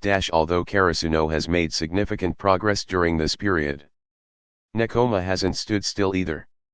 Located in Tokyo, where strong teams are everywhere, a school without real skills simply can't survive. Although they only made it to the second round of the Tokyo qualifiers, that just proves how overwhelming Itakayama is. From Golden Week until now, Nekoma has not only swallowed their pride and trained harder but also improved significantly. Their new Linyuk brought in fresh blood, including Lef, who combines incredible height and athletic instincts. He's now part of the starting squad. It has to be said, Nikomata-sensei made another smart move. Though Lef's technical skills are still unrefined, his extraordinary height gives him a massive edge. This advantage is evident both on offense and in blocking. Plus, his sharp instincts allowed him to block the ultra-fast quick attack pulled off by Hinata and Kageyama in the first half. With Karasuno's strongest SCO ring strategy neutralized, a defensively focused team like Nekoma had the perfect opportunity to shine. Every point Karasuno tried to take felt like an uphill battle. Without Karasuno's full starting lineup, both sides had made progress but Karasuno. This final practice match ended with Nekoma's victory. Man! I can't believe Karasuno actually lost every match today, even to Takayama and Fukurodani. Does that mean in nationals? I just hope their ace shows up tomorrow and doesn't disappoint. Otherwise, they might be out early in nationals this year. To be honest, Karasuno didn't play badly today. But something just felt off. Yeah. It's like I can't put my finger on what exactly was wrong. There aren't any major flaws, but it just felt kind of average. It's like a car with no engine. Looks good, but doesn't move. At the gym entrance, several teams that had come for the training camp filed out. Today's practice matches had wrapped up. Time to rest up and prepare for tomorrow's games. Fukurodani, Yubugawa, and Karasuno were all gearing up for next week's national tournament. Hey, Hinata, your quick attack is still crazy strong. It's so hard to keep up with. During the after-dinner break, Hinata was chatting with Inyoka and Yamamoto in Nekoma's dormitory. Really? Hinata's expression dimmed a bit. But doesn't that just mean I haven't grown at all? If nothing's changed, then have I really improved? But didn't you beat Shiraiterizawa and qualify for Nation ALS? Inyoka said encouragingly. That alone shows you're already strong. Yeah, we won, but during that match, my quick attack with Kageyama hardly worked. And today, against you guys, it got totally shut down. Hinata lowered his head. I came here to grow stronger, to make a bigger difference on the court. I want to help my teammates win, not drag them down. The next morning. Nekoma's gym. The day's schedule was packed with more training matches. Every team was expected to undergo a full day of intense matches like steel, being hammered and forged. Only by growing stronger can you aim for the top of the mountain. Creak. Just as everyone was entering the gym, the door opened with a soft scrape. Under everyone's gaze, a tall young man in a soft white shirt stepped through the entrance. Scratching the back of his head, he smiled apologetically. Sorry. I got delayed by something personal and ended up arriving a day late. Behind him, Coach Nikomata entered, chatting with him as they walked. Haha. It's good that you're here now. Kaishin grinned, stepping up and slapping Akira on the shoulder. All right, enough talk, go warm up. Yes, sir. As Akira jogged off, Coach Nikomata sighed behind him. Man. Kaishin, you guys at Karasuno are really lucky. No matter what I say, Akira still refuses to transfer to Nekoma. What? Kaishin looked like he was about to lose it. Nikomata-sensei, you really haven't given up, huh? Can you not hit me with this nonsense first thing in the morning? Haha, relax. I'm just teasing. I'm not that kind of person, just trying to mess with you. The old coach scratched his head, laughing awkwardly. On the other side of the gym, teams were tying their shoes and whispering. Huh? That guy's Karasuno's ace? He doesn't look that impressive. Just good looking. Right? He doesn't have the aura of an ace like Ushiwaka. Looks pretty average to me. Height-wise, he's not even in the top tier. Is he really their ace? Could be just a mascot or something. Kuro overheard and chuckled. Humph. Karasuno's first match today is against us. Once you get a chance to play them, you'll see for yourselves what that guy's really capable of. Oh yeah, wanna know a little secret? Kuro leaned in, raising his palm and whispering to the teams around him. Everyone leaned in closer, including Bokuto and a few others. Heh. Our cat coach is seriously obsessed with that guy. He's tried to recruit him to Nekoma multiple times. But Akira always refuses. Kuro got up with a smirk and went to warm up, leaving behind a bunch of stunned faces. Wait, what? Even Nikomata-sensei. The shock on everyone's faces was clear. Everyone here had been playing and training together for years. And they all knew what kind of coach Nikomata was. He wasn't someone who tried to poach players just because they were strong. He only recruited people who fit into Nekoma's system. Unless someone was so powerful that Nikomata was willing to build an entire new system around them. Everyone exchanged looks. Could he really be that strong? Ha. Suddenly, Bokuto laughed out loud. First that crazy fast attack we couldn't react to, and now a mysterious ace. I'm so hyped right now. Whether he's strong or not, who cares what people say? It's what happens on the court that counts. Just wait and see. We'll find out with our own hands. First bonus chapter, 500 Power Stones. Second bonus chapter -800 Power Stones. Check out other novels. Marvel, I'm in Westview Town. Police car light. New button. Naruto, my daddy is Danzo. New button. Police car light. Naruto, I'm Ninetales and my host is Kushina. Chapter 98, Chapter 98, Practice Match. Chirping. After the warm-up event, several teams began playing in pairs. The FIRST training matches were Nekoma vs Karasuno and Fukurodani vs Yabugawa. Shinzen, on the other hand, watched freely from the sidelines. That cod-row mouth from Yabugawa got shut down hard by Fukurodani. Daiki Agano, a main player from Shinzen, ugged loudly from the sidelines as he mocked Yabugawa's failed serve. Captain. One of his teammates suddenly called out. The match between Karasuno and Nekoma is about to start. Oh. Hearing that, the player they called Little Deer blinked and turned to the other court. Both teams were already on the court and ready to serve. That ace from Karasuno, number 7. Let's see what he's made of. Chirping. Karasuno served first. But Nekoma's iron defense wasn't just for show. Kuro, in the back row, caught the fast serve with ease. Offense. The members of Nekoma moved like hunting lions, coordinating in a synchronized attack. Multiple attackers moved at once. Here it comes. Little Deer's eyes narrowed. Nekoma was also known for its tactical plays. Could Karasuno handle this kind of assault? But facing several simultaneous attackers, Karasuno's front line, led by Akira, remained calm. Even though Nekoma's attacks were unpredictable, they had patterns. Whoosh. Just as they kept watching closely. A decoy pass. Left wing. Even before the pass was made, Akira had already moved from the center of the net to the left. The moment Kenma's toss direction was revealed, Akira took 2 swift steps to the left side of the net. It's that tall guy's attack. Seeing this, Little Deer frowned from the sidelines. This was one of Nekoma's signature plays.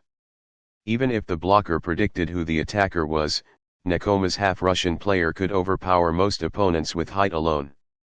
He could reach the apex faster than anyone else and finish the spike earlier. Some players simply couldn't jump as high as him. With that kind of height advantage, most ordinary blockers couldn't stop his attacks. Humph. So that's Karasuno's ace. Even if he's skilled, you can't make up for a height disadvantage. But to everyone's surprise, Lef had just leapt and Akira's hand was already there, blocking him. This Everyone from Shinzen nearly jumped out of their seats. His hand is already above the net. And he barely jumped. What kind of freakish vertical is that? Bang. Left spike didn't even reach higher than Akira's block. The ball was stuffed straight down. Karasuno scores.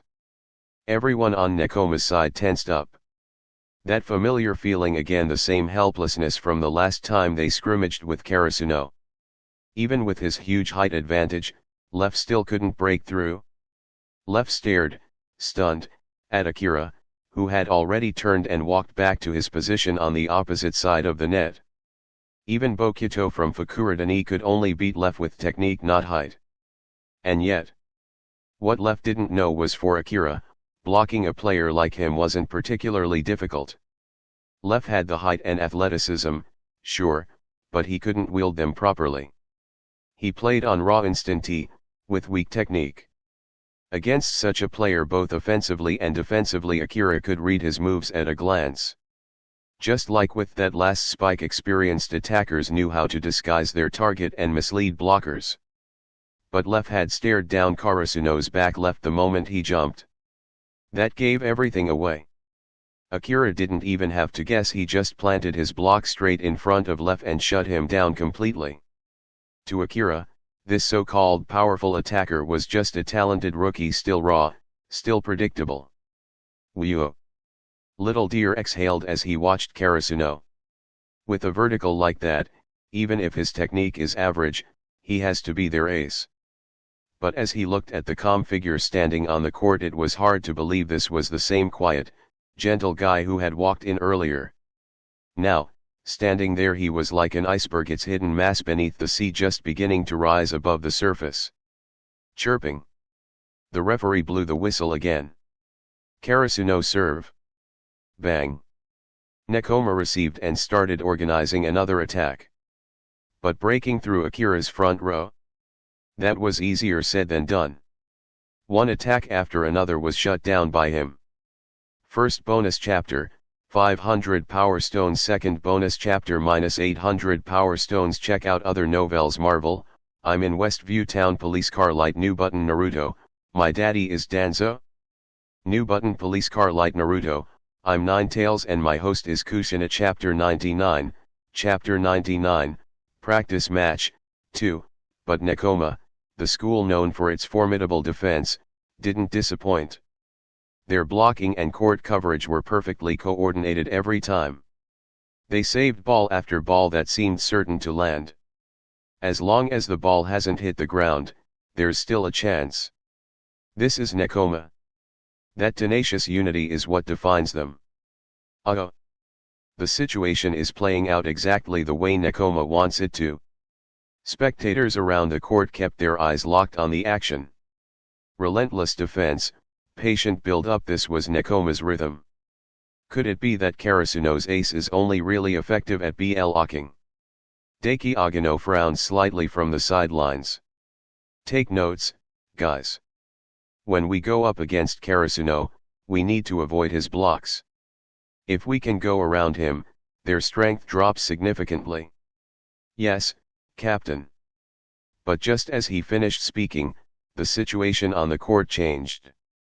Kenma set the ball to Yamamoto for an attack. The spike hit Akira's arm but didn't bounce back toward Nekoma's side. A soft block. Instead of pressing down, Akira angled his arms back. Nekoma's defensive formation was left wide open.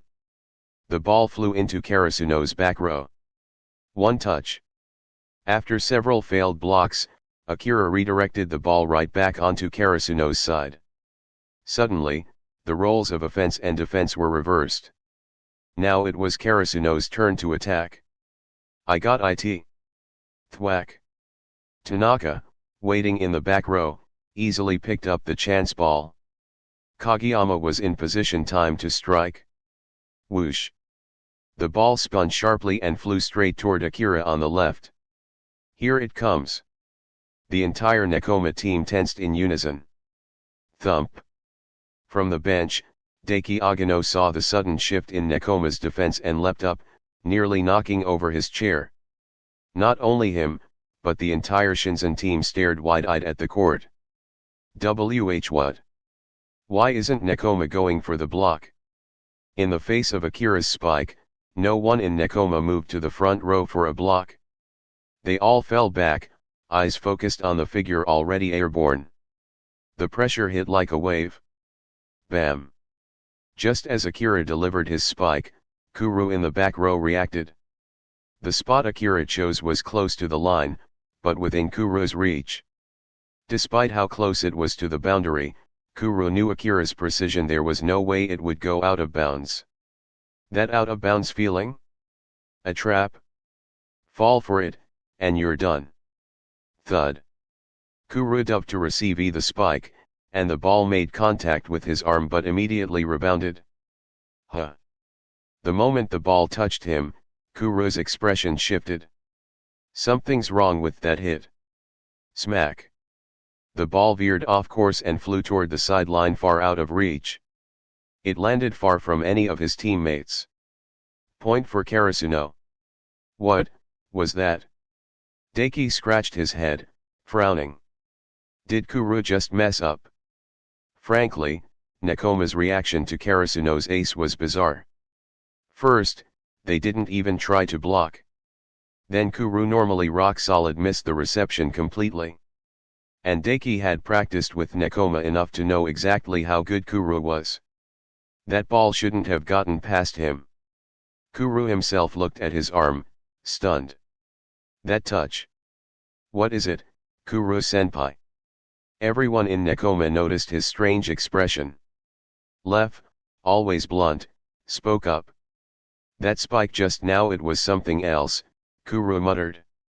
Be careful when receiving his attacks. Something else. Yeah, think back to that guy's spike in the match against Itakiyama. Itakiyama. Everyone exchanged confused glances.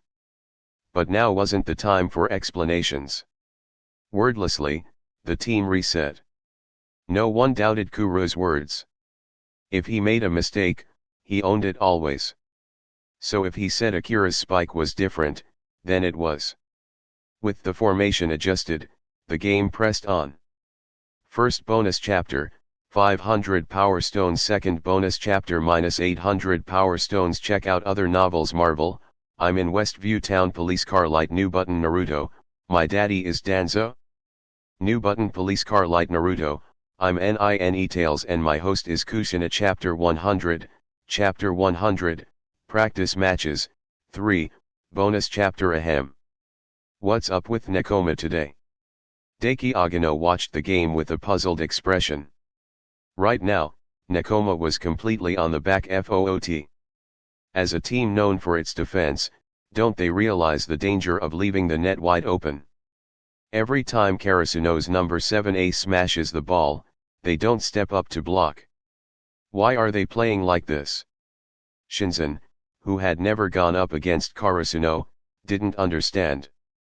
But Nekoma's current tactics were actually based on valuable experience gained from their training matches with Karasuno. As the saying goes, your opponent sometimes understands you better than you do. Akira's spikes can be blocked, but only by a select few. If Lef had sharper skills, he might be able to interfere with Akira's spikes. The only reason Shirei Terizawa was able to partially block Akira's attacks was because their players had the physical stats to do it, jumping high and hitting hard. But when Akira chooses to force his way through a block like that, it drains his stamina fast. So most of the time, he'll just avoid it altogether. But those kinds of spikes? Aoba-josai couldn't stop them. And neither can Nekoma. Why? Because they don't have anyone strong enough to stop him, not even enough to interfere. A trump card can only be countered by another trump card. Wolves can't threaten dragons. So Nekoma's choice today? Honestly, it was the best possible option. Shinzen's doubts about Nekoma's strategy only stemmed from never having faced Akira themselves. Some things you just don't get unless you experience them firsthand. But if you're just watching from the sidelines, you'll never truly understand. As the players from Shi Enzan looked on, confused, Nekoma's defense slowly fell apart. That strange feeling of helplessness again. Everyone on Nekoma was struggling to find their footing. They'd known going in that they might not be able to beat Karasuno, but having it happen for real, it still stung. In the end, they only scored 16 points before Karasuno closed the set. On the neighboring court, the match between Fukurodani and Yabugawa was also wrapping up. As expected, Fukurodani held the lead. Yabugawa's serves were sharp, but once they were received cleanly, their strategy collapsed. Fukurodani took the set with ease, 25-21. Oh! Seeing the other match finish early, both teams glanced over. Karasuno 25, Nekoma 16. Nekoma only scored 16. But they were dominating Karasuno just yesterday. Yabugawa's captain, Shokichi Gonmatsu, stared at the scoreboard in disbelief. He was the one Deki often called Cod-Row Mouth. The only change in Karasuno is that new guy. He turned his gaze toward Akira, who was now resting off court. Their setter, Chigaya, sighed while sipping from his water bottle. It's not just his strength, Karasuno's whole momentum is different today. Meanwhile, Karasuno and Nekoma were chatting post-match. Hey! I expected everyone to improve, but I didn't think you would level up this much. Kuro came over and clapped Akira on the shoulder in surprise. Haha, thanks, Kuro-senpai, Akira replied with a small smile. Seriously though? Does that spike of yours have spin on it too? It hits your arm and just bounces right off, impossible to catch. It's kinda like that guy Sakusa's attack. Yamamoto chimed in with a laugh. Even in the match just now, Nekoma had been completely thrown off by Akira's spikes. Sakusa? Who's that? Hinata asked, curious. You don't know? Kuro looked a bit shocked. He's the ace of Itakayama Institute and one of the top 3 aces in the country. If there's a top 3, who are the other 2? Leff leaned in curiously. He didn't know much either. Kuro patted him on the shoulder. There's Ushijima from Shirei-dorizawa up in Tohoku, Sakusa from Kanto, and Kiryu from Kyushu. They're this year's top 3 high school aces. By the way, Sakusa's the only one among them who's a second year. Well, he added, just because THEYRE top 3 aces doesn't mean their teams are top 3 too. Hinata's eyes lit up with determination. We've gotta beat all of them. Ha ha ha. That's the spirit. Bokuto appeared beside him, slapping his shoulder with a loud laugh. You're my kind of guy. Ha ha, no kidding. Kuro scratched his head, smiling. But yet Itakayama, where Sakusa plays. That team's stacked. Legit championship contenders. They've won both spring and inter-high tournaments before. We went up against them in the second round of qualifiers and got knocked out. Then he shot a teasing look at Bokuto, who was still chatting with Hinata. Fukurodani lost to Itakayama in the finals and ended up as Tokyo's second rep. Would you stop bringing that up already? Bokuto shouted, exasperated. Next time we face them, I'm gonna crush them. First bonus chapter, 500 Power Stones White Heavy checkmark. Second bonus chapter -800 Power Stones. Check out other novels. Marvel, I'm in Westview Town. Police Car Light. New button. Naruto, my daddy is Danzo.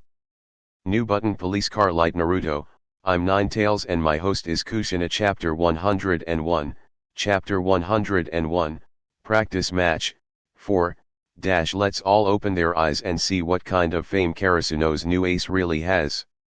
Outside the court, several players from Yabugawa sat watching the match. Everyone was familiar with Nekoma and Fukurodani.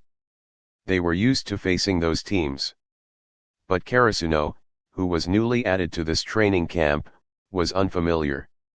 Even though they had a training match against Karasuno yesterday, 3 of Karasuno's regular starters had been absent. Today, with Karasuno's mysterious ace finally here, it naturally sparked everyone's curiosity. especially after what Kuru had said before the warm-up. That made the Yabugawa players even more curious about Akira. Tweet: under the sharp eyes of Yabugawa's team, the training match between Shinsenhai and Karasuno officially began. Just as the referee's whistle sounded, Shinsen's back row served the first ball. Karasuno had no time to prepare. Smack, the ball was barely received by the back row. But it was a poor reception, almost landed outside the line. Sorry. The receiver looked awkward. It was a tough ball stuck right with the whistle. I got it. Thud, Tsukishima stepped in just in time to recover the off-course pass. Seeing this, both Kageyama and Akira began their run at the same time. Here it comes. The players from Shinsen wore tense expressions. They had seen the earlier match between Nekoma and Karasuno. Half of Karasuno's 25 points had been taken by their ace. Whether it was blocking, defending, or attacking the ball, he was practically untouchable. What confused Shinsen most was that when Akira spiked, Nekoma surprisingly didn't set up a block. That left everyone puzzled. But Nekoma was still Nekoma. They wouldn't make such a rookie mistake. After all, blocking was the most reliable and critical line of defense. Giving up the net was like laying bare your weak point to the enemy attacker. Nekoma's approach had seemed insane. Left wing. Agano shouted on the court. The ball flew toward Akira. Shinsen's front row scrambled to set up their block. Boom, with a heavy stomp, Akira planted and took off at the net. At the same moment, all three of Shinsen's blockers jumped. Block. But, they had overestimated their capabilities. Boom. Akira's spike powered through directly above their block. Shinsen didn't even have time to react. A clean point. Wah. Everyone on the sidelines was stunned. Shinsen's blockers didn't even touch that spike. If Akira had simply bypassed their block with finesse, they might not have been so shocked. After all, there are always stronger players out there. And Karasuno did eliminate Shiraiterizawa to reach nationals. Having an ace who could hit around blocks wouldn't be shocking. But this was NT finesse. Akira just powered over the block with sheer vertical. If a player relies on skill to beat a block, there's still hope for the defense. At worst, you can position to catch the spike. But when a player just jumps higher than the block and slams it down, simple, brutal, and totally unstoppable. How do you defend against that? Unless you sprout wings, jump several meters, and meet him mid-air. Worse, when the spike is so high above the net, the back row has almost no way to predict its direction. Akira could easily slam it right behind the block where the defenders can't cover. On the court, the Shinsen players stood stunned. Watching from the sidelines hadn't prepared them for this. When Akira blocked left earlier, they'd only thought his standing jump was incredible. But now, facing him in a real match, they truly felt how terrifying that height was. A normal jump, just one ordinary takeoff, was already enough to bypass their block. How do you even fight someone like that? How do you dare? Agano suddenly had a realization, so that's why Nekoma didn't block him at the net. It wasn't that they didn't want to. They simply couldn't. Damn it! Agano swore under his breath, glancing over at Kuru and Bokuto, who were playing on another court. What a be unchanged of shady bastards for not telling us something this important. Those jerks from Nekoma. I hope Fukurodani blows them away. No matter how Shinsen reacted, the game had to go on. But under Akira's dominance, Shinsen's usual tactics were rendered completely useless. It was like watching two fighters in the ring. If their strength and speed are equal, but one has decades of martial arts experience, and the other is just a physically fit novice, we all know how that would end. The novice would be, though, roughly defeated. But what if the novice's raw power far surpassed the martial artist? Then suddenly, all the technique in the world wouldn't matter. The martial artist's hits wouldn't even leave a bruise, while one punch from the novice could shatter bones. That's the situation Shinzen found themselves in now. And Karasuno wasn't just some physically gifted team with no idea how to play. Ever since their Golden Week practice match with Nekoma, they had begun refining their offensive coordination. They practiced simultaneous attacks, delayed attacks, more and more tactics. They weren't perfect yet, but they were more than enough to be lethal in a match. With this momentum, Karasuno's score shot up like a rocket, leaving Shinzen in the dust. Their defensive EE coverage wasn't even as solid as Nekoma's in the last match. And their blockers were wasting time trying to stop the unstoppable. Shinzen was getting stomped even worse than Nekoma earlier. Shinzen's completely locked down. Watching the one-sided match unfold, even the players from Yubugawa felt a pang of sympathy. First bonus chapter, 500 Power Stones White Heavy checkmark. Second bonus chapter -800 Power Stones. Check out other novels. Marvel, I'm in Westview Town. Police car light. New button. Naruto, my daddy is Danzo. New button. Police car light. Naruto, I'm Ninetales and my host is Kushina. Chapter 102, Chapter 102, Practice Matches, 5, This is right. Chapter That chapter was mistake. Sorry. Alas. It's appeared. Another monstrous spike. Observing the scene, Tetsuro Kuro sighed slightly. Either he overpowers you with height or crushes you with sheer strength. They deeply empathized with the current situation on the court. In truth, Akira could have easily bypassed the opponent's block. But he chose not to. Because this was the first pointee, it was crucial to establish an indomitable momentum. That's one of the reasons why the team always entrusts him with the opening point. This terrifying spike alone can demoralize both teams. Moreover, sometimes it can confuse the opponents. Now, Karasuno's objective has clearly been achieved. Everyone on the other side of the net stared at Akira with astonishment. This is a heavy artillery attacker like Ushijima. He doesn't even acknowledge the block. The reason why Wakatoshi Ushijima was selected as one of the top 3 aces in the country is due to his powerful spikes.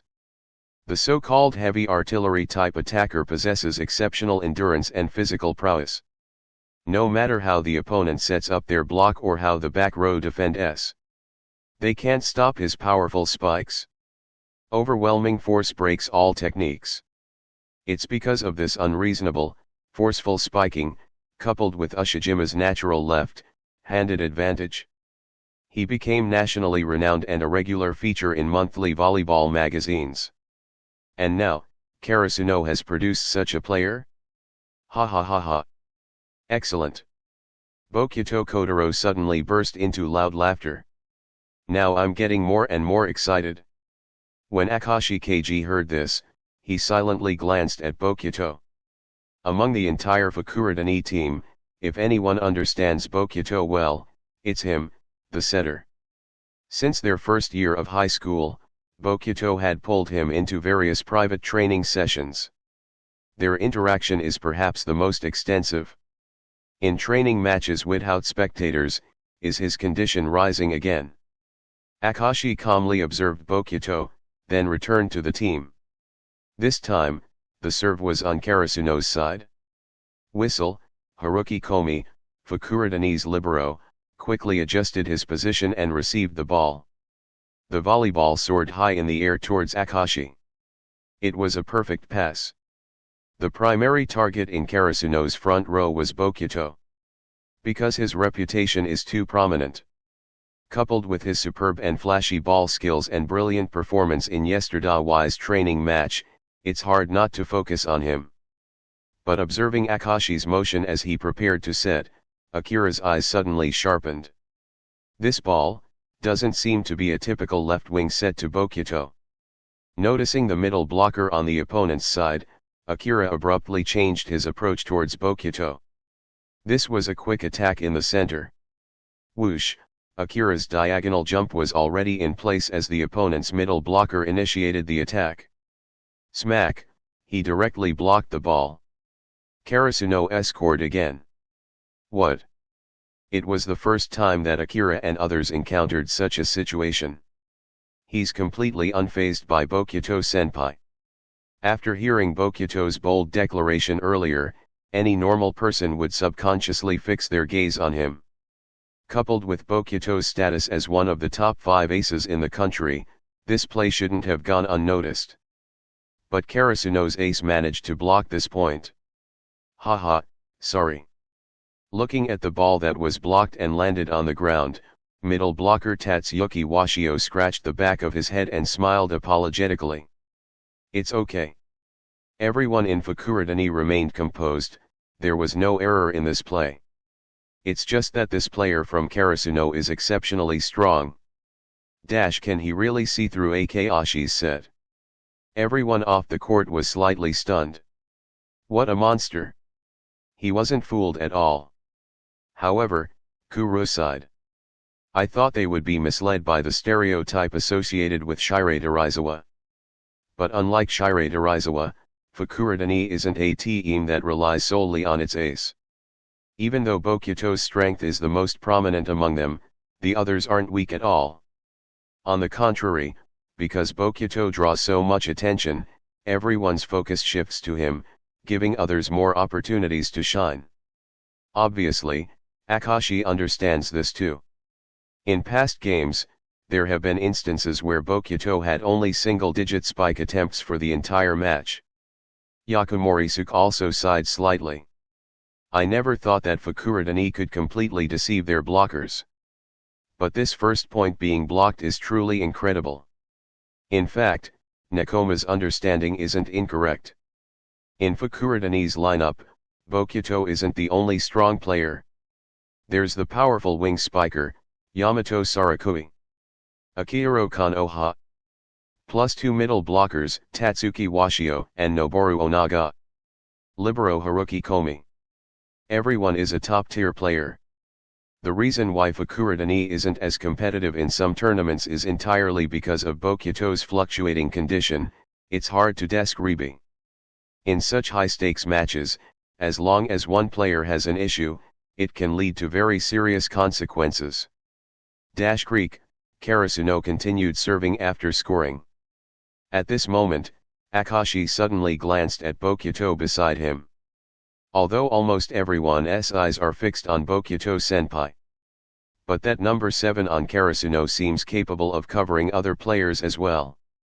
In this case, it's better to set the ball directly to Bokuto-senpai. At least, he's in decent form now. Deceiving the opponent's block is every setter's dream. But when the opponent's blocking strength is too formidable to bypass, that's when the ace must step up. Akashi, having made up his mind, prepared to set the ball directly after receiving it in the back row. Jump set. Left wing.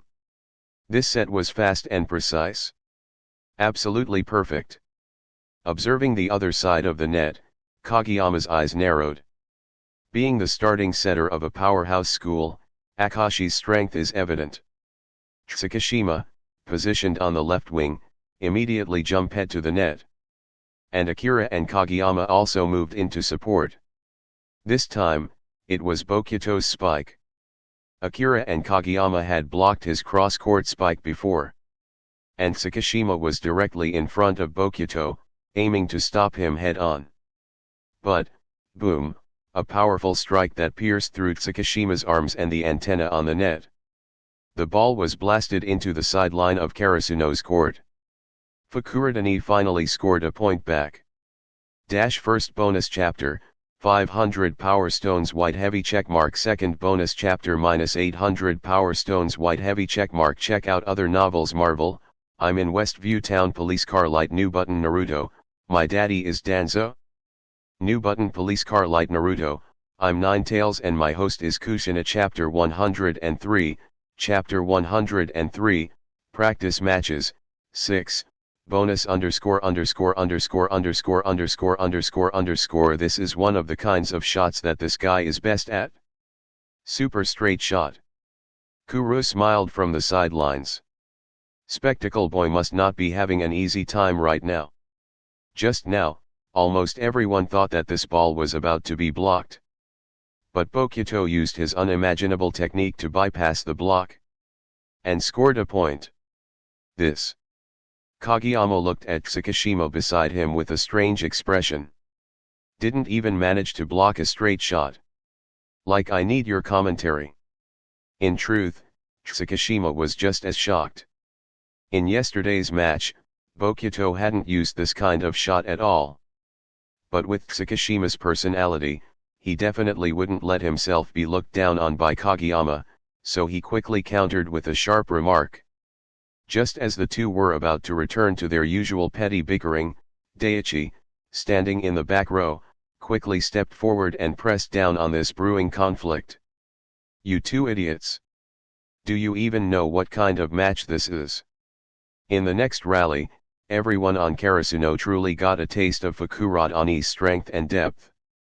When they played against Shirate Arizawa earlier, the rest of the team had also been very solid. Although slightly below Akira's level, they would all be ace-level players if placed on other teams. But Shirate Arizawa's style is vastly different from Fukurodani's. Wakatoshi Ushijima is the most dazzling son on Shirate Arizawa's team. His brilliance overshadows all the other players. When the team faces challenges, they don't need to do anything fancy. Just focus on one thing: receive the ball and send it to Ushiwaka. He'll take care of the scoring. No matter how hard they try, they'll never outshine Ushiwaka's brilliance. So rather than competing, they've resolved to sacrifice themselves for his success. On the other hand, even though Fukurodani also has the powerful ace Bokuto, they don't over-rely on him. Because in the past, whenever they did, they lost the match. Bokuto's playstyle is simply too inconsistent. Compared to Ushiwaka, who burns with intensity every second, Bokuto is more like a bright, white moon. But it's precisely because of his presence that the current Fukurodani team is a galaxy of stars. No one develops the mindset of relying on someone else. Which means when the team needs it, everyone can step up. Ha ha ha ha. Did you see that, Akashi? Did you see that? See that super straight shot I just landed? The Bokuto who had just looked mighty on court now acted like an excited kid. I saw. Very impressive, Akashi replied calmly, turning his head slightly. Ha ha ha. It was just okay. After getting a response from Akashi, Bokuto turned around, satisfied, and trotted back to the team. This guy's so loud. Kuru, watching from outside the court, shook his head helplessly. Back when they played training matches together, whenever Bokuto executed a brilliant play, he would be desperate for praise. If Akashi hadn't acknowledged him just now, then Bokuto, who had just been bursting with energy, would have instantly fallen into a slump. And in that state, you couldn't expect him to perform well for the rest of the game. Tweet. The whistle sounded again as everyone returned to their positions. Serve to Fukurodani. Thwack. As the pass came flying in, Kageyama moved into position. Jump set. With only two attackers in the front row, he gave the ball to Akira once again. Seeing the setup, everyone on Fukurodani's side tensed up. The powerful spike from earlier was still fresh in their minds. How were they supposed to stop this? But they didn't have time to think for long. Boom. Three blockers, Akashi among them, jumped in front of Akira to form a wall. And right behind them, the back row defenders shifted quickly to provide coverage. In this kind of formation, the idea was to immediately dig the ball after it slipped past the block. But the spike didn't explode past the blockers with raw force like they'd expected. Instead, it came with a touch of finesse. Truth be told, Akira liked to conserve energy when he could. Why burn through stamina if he could score just as easily with a technical play? Especially in a match that would run all day. If he went all out every rally, even he would burn out quickly. First bonus chapter, 500 power stones white heavy checkmark. Second bonus chapter, -800 power stones white heavy checkmark. Check out other novels. Marvel, I'm in W Eastview Town police car light. New button. Naruto, my daddy is Danzo. New button police car light Naruto, I'm Ninetales and my host is Kushina. School and character names are getting harder and harder to translate. I have stocked up to chapter 135. Fu *K chapter 104, chapter 104, practice matches, 7, not to mention, today's training match is going on all day. If he spent a lot of physical strength every time, even he wouldn't feel good. Whack. The powerful burst everyone in Fukurodani had imagined didn't arrive. Instead, Akashi's fingertips suddenly felt a gentle impact, then a sharp tingle shot through them. Oh no! Akira's soft shot had hit the tip of Akashi's finger directly, then floated lightly again, bouncing right off the antenna on the side of the net. The pole shook violently from the impact. In this case, hitting the antenna is equivalent to the ball going out of bounds. Akashi didn't even have time to react. Tweet. Karasuno scores. This. You can score like that. From that last shot, Akashi felt something strangely familiar again. But before he could speak, Bokuto on the side had already started shouting in excitement. What an insane tool, rebound out of bounds. I can't let you steal the spotlight. Hurry up, Akashi. Keep setting the next one to me. The words Akashi had been about to say were instantly swallowed. Forget it. Once Bokuto senpai lands a shot like that himself, he'll be shouting even louder than this. This. Why does it feel so familiar? The crowd from Nekoma on the sidelines didn't hold back and shouted openly. Hit the antenna directly. That had to be a coincidence. But Kuro's eyes held heavy doubt. If he deliberately aimed. Kuro didn't finish the sentence. Only from being up in the air could you clearly see the opposing blockers' finger types. And maybe, just maybe, it was possible to do this on purpose. But that kind of precision? That level of control was not something ordinary attackers could reach. Most players could only pull that off by accident. But from the confident execution juiced now, could it be that he's already mastered it? Still, mastering that state is just a prerequisite. Even if the opponent's blocking layout is clearly visible, most attackers would still choose to hit through the gap in the block. But there's risk in that. Scoring isn't 100% guaranteed. First, the blocker might suddenly shift their hand position. Just like how Tendo and Akira used to do in the past. Pretending to block one angle, only to suddenly close off the actual attack path at the last moment. In that case, the originally open lane becomes a dead end. Second, even if you do get past the block, there might be defenders in the back row who've already moved into position. The ball could get dug up. But Akira's method was simple and ruthless. Hit the ball directly into the antenna. The ball doesn't even reach the opponent's court yet the point is already lost. And even if the blocker does shift their hands, removing their palms from the space, the unique spin and force Akira puts on the ball will cause it to brush against the blocker's body as it falls. In that case, it'll be judged as a block touch error, and the point still goes to the attacker. So that move is practically guaranteed to score. Unless the opposing blocker reacts with incredible speed and manages to bat the ball away before it even touches the antenna. Even though everyone on Fukurodani didn't want to believe that Akira had intentionally pulled off that rebound.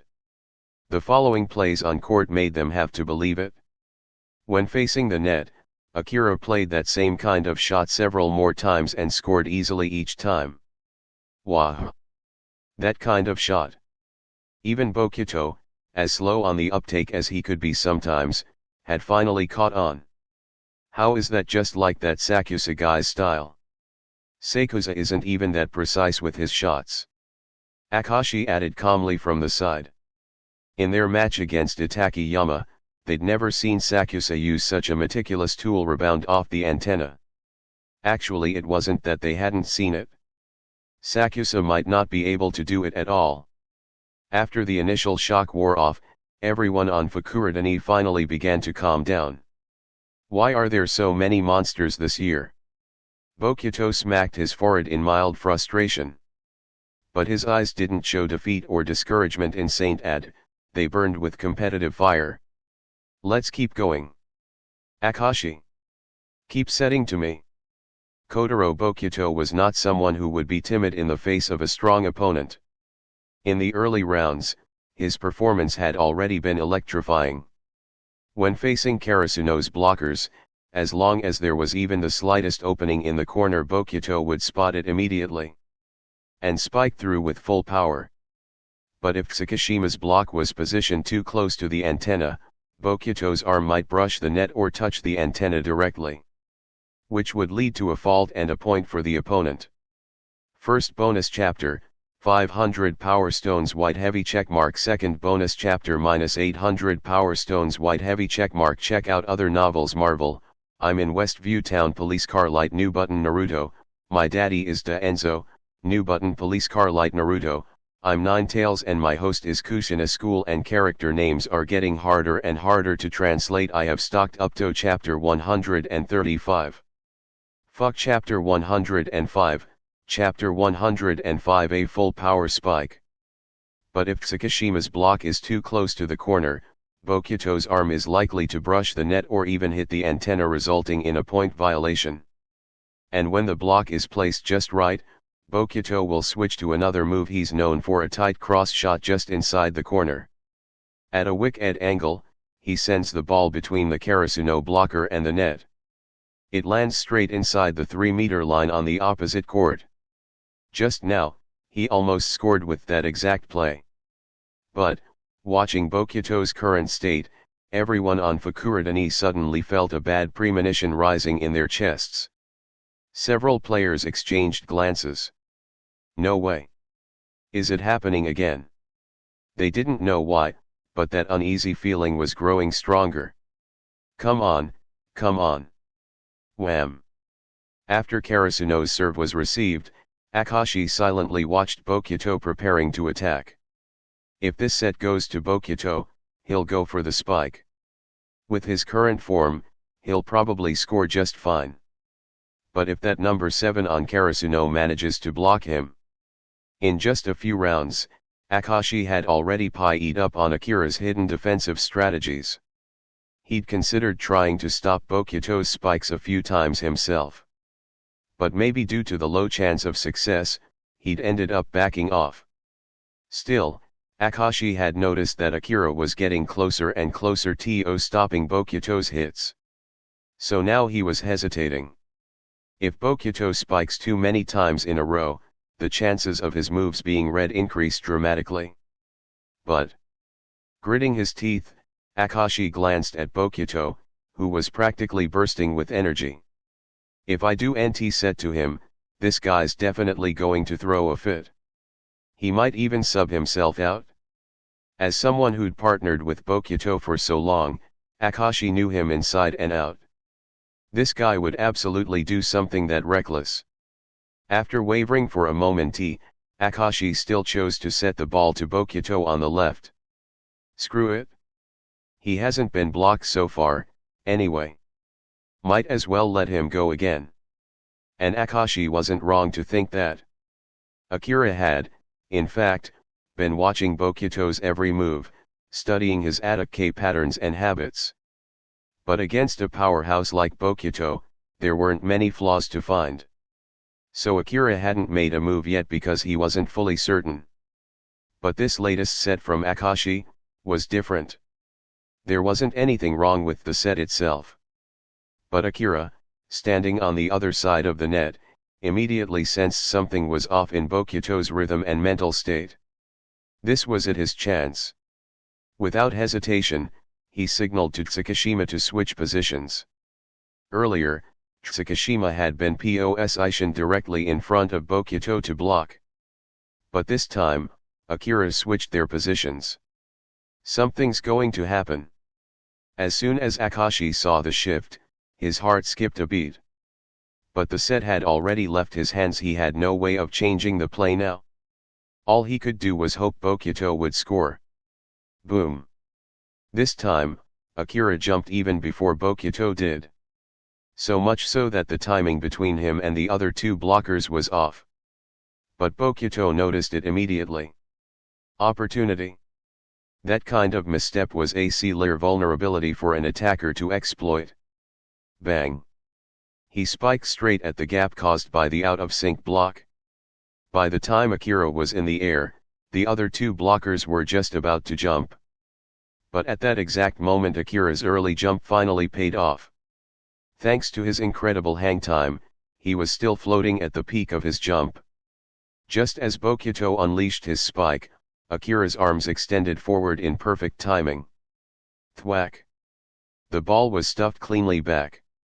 Akashi had anticipated the block and was already diving to save the rebound, but he didn't get there in time. Bokuto's spike blocked for the first time. First bonus chapter, 500 Power Stones. Second bonus chapter -900 Power Stones. Check out other novels. Marvel, I'm in Westview Town. Police car light. New button. Naruto, my daddy is Danzo. New button. Police car light. Naruto, I'm Ninetales and my host is Kushina. There are a lot of missing chapters in the story as this progress and I'm getting headache just by reading it. Damn, should I continue to post loudly crying face or drop it? Loudly crying face. Loudly crying face. There is no respect if you don't have money. Sigh face with open mouth dashing away. Face with open mouth dashing away. I need to earn money. I'm jobless. Chapter 106, Chapter 106.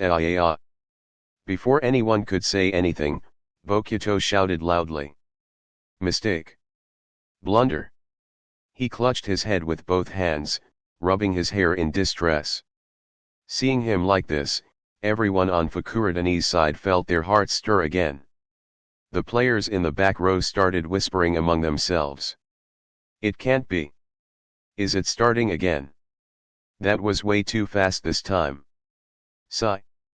It's never not sudden. One more ball. One more ball. Akashi. I have to score this time. Boom. Akashi looked at him and couldn't help swallowing hard, thinking, if you can still score like this, I'll eat the volleyball hole. But obviously, now wasn't the time to say at. He could only nod silently and give Bokuto a smile that said I believe in you, even if he didn't. The fired-up Bokuto instantly lit up with energy and returned to the court excitedly. Seeing that, the others couldn't help sighing internally. Looks like it's coming soon. Tweet. The referee's whistle blew. Karasuno served again. The pass was received cleanly, and Akashi glanced at Bokuto, who was already jumping up with a calm expression. At that moment, Akira and the two others across the net also smiled at Bokuto, already in position and waiting to block. After all his shouting earlier, who wouldn't know he's going to spike this ball? Bokuto-senpai. I'm not going easy on you. Akira said with a grin. Haha. Bring it on. I won't lose to you. Bokuto clenched his fists and answered loudly. Here it comes. Bokuto. Akashi's voice rang out from the side, and Bokuto turned his head just in time to see Akashi already in the air. Whoosh. A jump set. It was an incredible toss. Nice one, Akashi. Bokuto looked up at the volleyball soaring through the air and licked his lips. Now it's my turn. But compared to earlier, this attack was clearly more impatient. Bokuto's movements were rushed. He was desperate to score. That trace of impatience was subtle, though against a regular blocker, it might have gone unnoticed. But Akira saw it immediately. It's just like the last one. All three blockers jumped at the same time. This time, Akira completely sealed off Bokuto's straight-line attack. Tool the block and aim out of bounds. That's what was on Bokuto's mind. Akira's tool-out shots had been stunning earlier in the match. He'd racked up point after point with them. Now, Bokuto, fully back in his rhythm, was eager to try it too. But to tool out and hit the pole? That was tough. Still, it only made Bokuto more fired up. In the air, Bokuto saw Akira's hands clearly above the net. For an ace like him, this move was well within his skill set. Smack. He aimed directly at Akira's fingers and slammed the ball. But Bokuto's intent ions were a bit too obvious. And with Akira's sharp instincts, he instantly guessed what Bokuto was planning. So, the very moment Bokuto swung, Akira, still in the air, pulled his hands back from the block. The ball that Bokuto had targeted for Akira's fingers hit nothing. The soft hit flew off diagonally and dropped out of bounds. Smack, smack, smack. The sound of the ball hitting the floor echoed awkwardly across the court. Everyone on and off the court immediately looked at Bokuto. Because Akira had suddenly retracted his hands, Bokuto's spike out of bounds looked ridiculously bad. As if he'd aimed straight for an empty corner of the court. Seeing that, Kuru actually burst into tears laughing. Ha ha ha. Bokuto. What kind of juggling act is this? You're killing me here. Actually, everyone had seen what happened clearly. Bokuto had tried to copy Akira's tool-out move. But Akira, being the master of that technique, wasn't about to let him get away with it so easily. First bonus chapter, 500 Power Stones. Second bonus chapter -900 Power Stones. Check out other novels. Marvel, I'm in Westview Town. Police car light. New button. Naruto, my daddy is Danzo. New button. Police car light. Naruto, I'm Ninetales and my host is Kushina. There are a lot of missing chapters in the story as this progress and I'm getting headache just by reading it. Damn, should I continue to post loudly crying face or drop it? Loudly crying face. Loudly crying face. There is no respect if you don't have money. Sigh face with open mouth dashing away. Face with open mouth dashing away. I need to earn money. I'm jobless. Chapter 107. Chapter 107. Don T tossed to me for the rest of the day. But Akira, being someone who's highly skilled at using that tool-out move, obviously wasn't going to let Bokuto pull it off so easily. Instead, he countered with a clever hand retraction maneuver, causing Bokuto to hit the ball out of bounds all on his own. Even though everyone understood what had happened, they still couldn't help but laugh a little. Feeling all the eyes on him, Bokuto once again clutched his head in despair. When everyone on Fukurodani saw his reaction, their hearts sank a little. Akashi. I'm a useless ace. Seeing him squat on the ground looking so defeated, the rest of the Fukurodani team sighed again. He's finally hit the slump. We all knew it was coming, but every time I see it, I still want to go over there and kick him. But this time, it's too early. We haven't even hit 10 points yet. All right, Bokuto. I won't set to you for the time being. Akashi sighed. Even though he was the most reliable player on Fukurodani, he was still their captain and dealing with Bokuto was like managing a permanent man-child. He was just as dramatic in his sulking as he was in everything else. Huh. Bokuto, still squatting, looked up in confusion. Before he could respond, Akashi continued. So. While I'm not setting to you, just calm yourself down, Bokuto. From experience, Akashi knew this was the fastest and most effective way to bring Bokuto out of his slump mode. If he had comforted Bokuto by saying you'll definitel y score next time, and kept feeding him sets, there was about a 90% chance he'd mess up again on the next spike.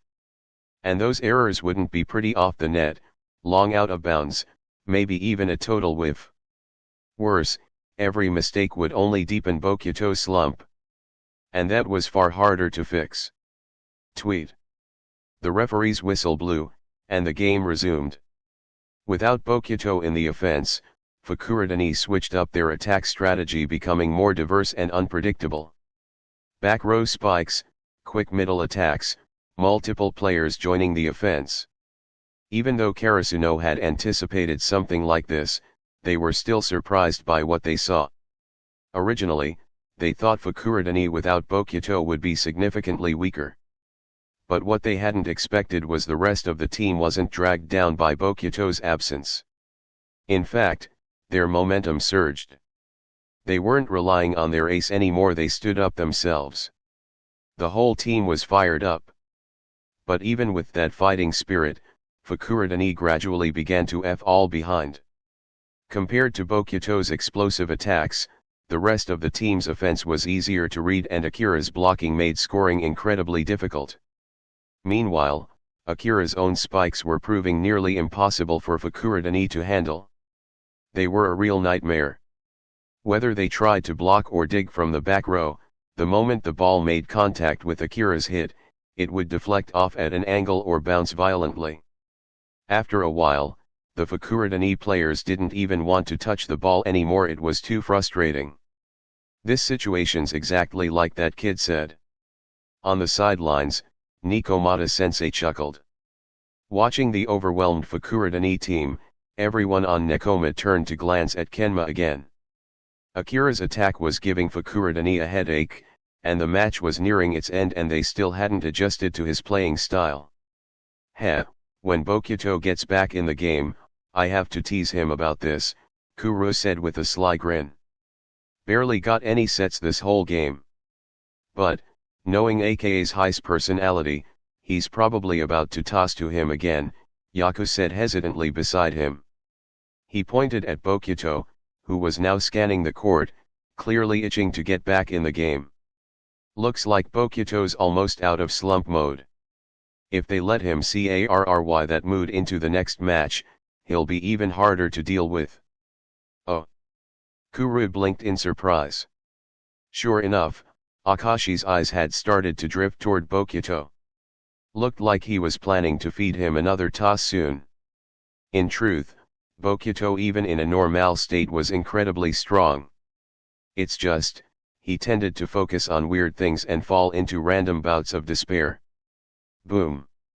Asahi's spike was successfully received by Fukurodani.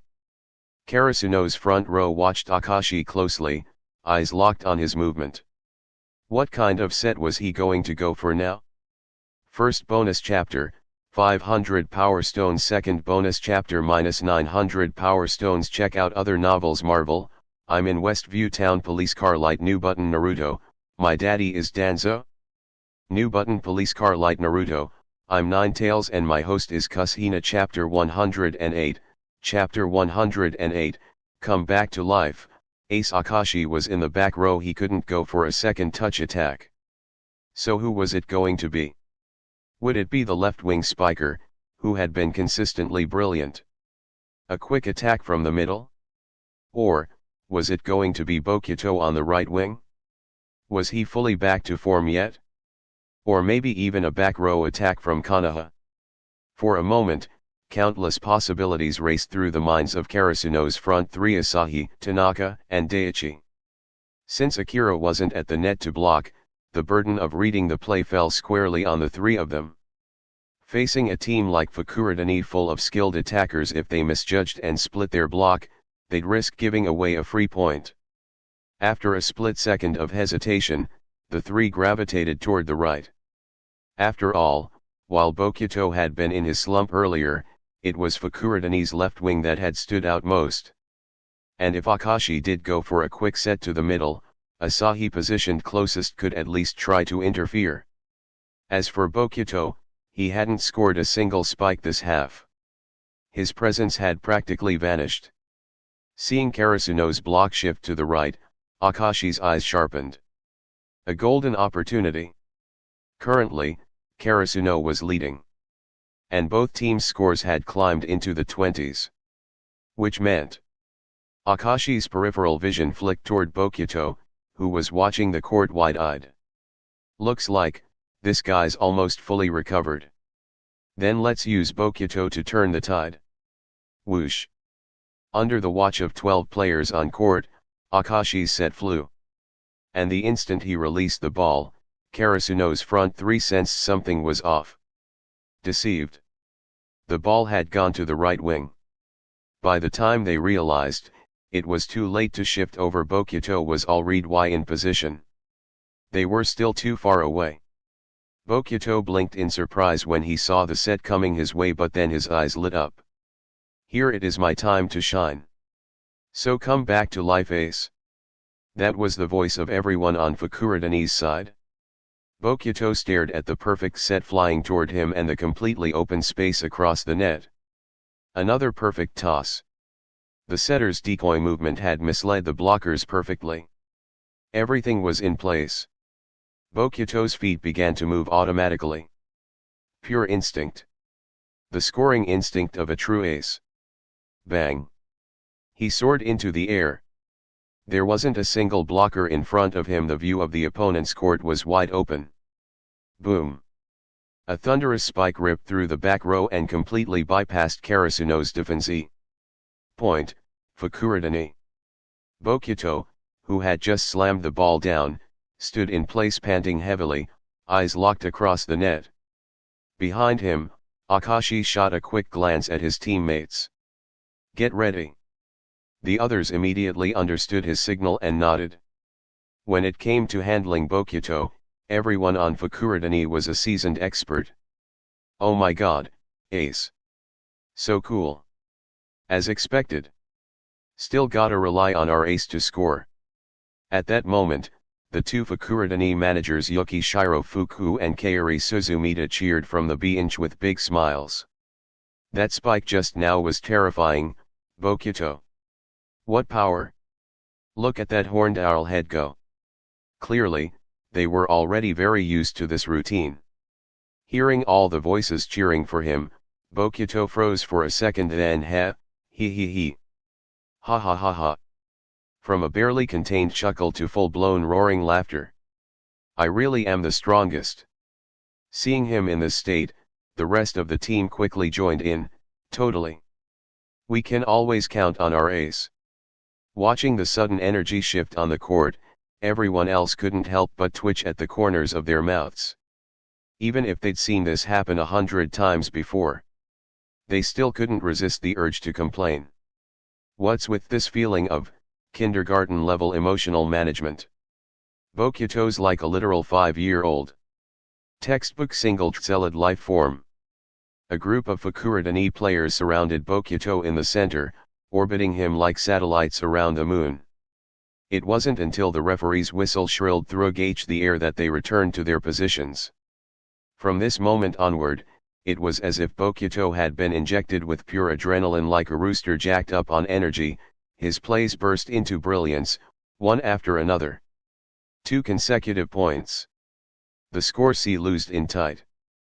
But the moment Akira rotated to the front row, Karasuno's momentum snapped back.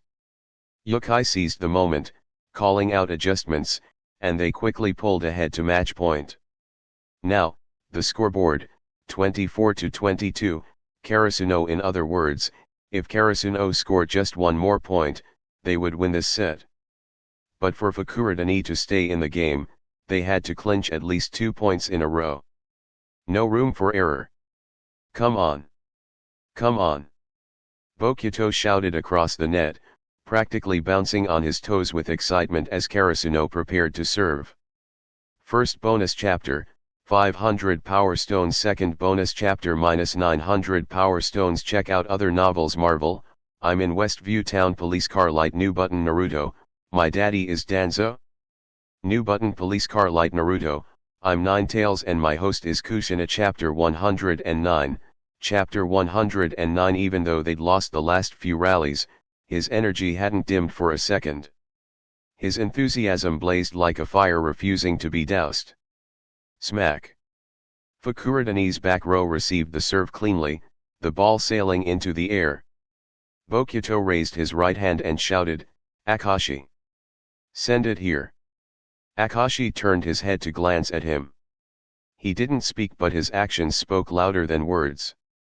With a flick of his arms, Akashi leapt into the air for a jump set. Whoosh. The ball drew a graceful arc across the court, flying straight toward Bokyuto. At the same time, Akira and 2 blockers surged forward to intercept. Akira jumped. He was aiming to block Bokyuto. And just as the net play began, people noticed something. Akira's takeoff this time, it was even higher than before. Wait, this guy, one of the Nekoma players muttered in the crowd, he wasn't even going full force before. That's insane. The Otokoma crowd murmured with astonishment, their eyes tracking Akira's form in midair. His arms descended powerfully over the net, sealing off nearly all of Bokuto's possible angles. It was a wall. And Bokuto, staring at the formidable blockade in front of him, didn't flinch. If anything, it fired him up even more. He roared and swung with everything he had, his entire torso twisting, wrists snapping down hard. Boom! The ball cut through the air like lightning, slipping past Akira's arms at a wickedly sharp angle. Straight to the back court. A flicker of surprise crossed Akira's eyes. The wall hadn't been impenetrable. But based on Bokuto's previous form, Akira hadn't expected him to land such a precision smash. But this hit surpassed all of Bokuto's earlier plays. He'd slammed it through, bypassing Akira entirely. At this crucial moment, it was Nishinoya Karasuno's libero who dove at full stretch, fishing the ball out from the edge of despair. No way. He actually dug that out. Bokuto's eyes widened in disbelief. He'd already turned halfway to receive the cheers from his team, but Nishinoya had somehow pulled it off. What a freakin' libero. Even so, the receive had been awkward. Sorry. Nishinoya hissed through clenched teeth. I couldn't control it better. The ball was careening away, and with Kageyama too far to get there in time, the set seemed doomed. But nobody blamed Nishinoya. No one expected that dig to succeed in the first place. He'd already performed a miracle. Now the rest was up to his teammates. As the ball dipped, Daichi Karasuno's captain bolted toward it. He lunged and struck the ball with a quick underhand, sending it toward the front. Final hit. The ball soared toward Akira. But the pass was rushed and awkward.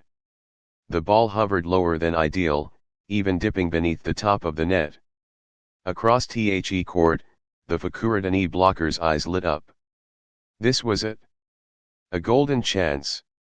The ball's low trajectory made it difficult to spike cleanly. If Akira mishandled it, it would become a free ball or worse, a direct point for Fukurodani. The three blockers on the other side zeroed in on Akira. Such a low ball was easy to block. All you had to do was jump higher than its height and cover the angle. Even if your attacker could leap to the ceiling, if the ball's too low, it's physically impossible to send it over the net cleanly. And a full-powered smash. Not happening, not without driving it into the net or sending it skyward. In their minds, the Fukurodani blockers had already claimed this point. Boom. The three blockers jumped together, matching Akira's movement. Three pairs of arms extended overhead like a storm cloud, descending upon the volleyball like a tidal wave. Everyone watching thought the same thing, this point's lost. There's no way he can beat that. But Akira didn't go for brute force. Instead, mid-air, he twisted behind the ball and extended his right hand. A gentle touch. Like a lover's caress. It was so fast, so subtle, that most of the spectators didn't even see it clearly. But it was completely within expectations. A ball that low could only be played with finesse.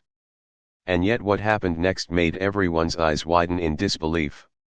The ball, touched gently by Akira, spun with wicked side rotation. It didn't fly straight, it rotated and soared directly above the net. Right into the wall of blockers' arms. Everyone expected it to be stuffed. Trapped. Done. The blocked ball would fall. Game over. Thwack. The ball collided with the blocker's hands just as predicted. But instead of dropping, it spun fiercely to the side. The side spin that Akira had imparted caused the ball to bounce diagonally, escaping the blocker's control. And it flew just beyond the boundary line. Smack. Out of bounds. Karasuno point. The whistle blew. The gymnasium seemed to freeze for a moment. Akira against all odds had scored from a hopeless position. He hadn't just scored. He'd won the match. Gasps rippled through the audience. Confusion. Awe. Excitement. The players from both teams stared in stunned silence. What just happened? That final point, the very one that should have been impossible, had been taken by sheer intuition, control, and spin. Akira stood there, panting softly, sweat glistening down his temple. For a second, there was nothing but silence. And then cheers exploded. Yeehaw! Karasuno's bench erupted in roars, fists thrown into the air. Hinata jumped up and down, hugging Tanaka. Kageyama let out a breath, lips twitching. Nishinoya shouted, "Did you see that? Akira is insane." Even Daichi couldn't help but smile, clapping once with pride. Across the court, Bakuto stood frozen. He blinked. Then blinked again. And suddenly he burst out laughing. "That was crazy," he shouted. "Akira, man. You're wild." The game was over. Karasuno had won. But the excitement in the air? That was just getting started. First bonus chapter, 500 Power Stones. Second bonus chapter, -900 Power Stones. Check out other novels. Marvel, I'm in Westview Town. Police car light. New button. Naruto, my daddy is Danzo. New button. Police car light. Naruto, I'm Ninetales and my host is Kushina. Chapter 110, Chapter 110. Muscle, Motion. As soon as Akira spoke, everyone around him was stunned. Muscle motion, how to exert power. Hearing his words, Yaku couldn't help but ask. Although he was a libero, who on the court didn't dream of smashing the ball with power and glory? Among the crowd, Yaku was actually one of the most focused listeners. He understood every word Akira had just said, but when they were strung together, he was completely puzzled. Doesn't a normal person hit the ball on the upper back to give it topspin and forward momentum? What more is there to it? Akira smiled slightly, then turned around and continued, at the moment of the spike, use the movement of the muscle groups in the palms and fingers to apply force to the left or right side of the ball. Then, with a proper angle and strength, you can make the spinning ball fly in different directions. What? Kanaha's eyes widened. You didn't just rub the ball to the side with your hand when you spiked.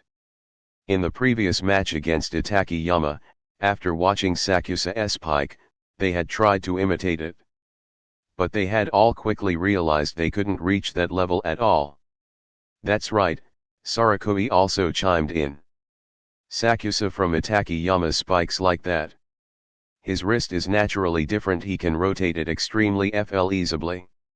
According to some of the players from Itakayama, he can even twist his wrist 180 degrees and press his palm flat against his forearm.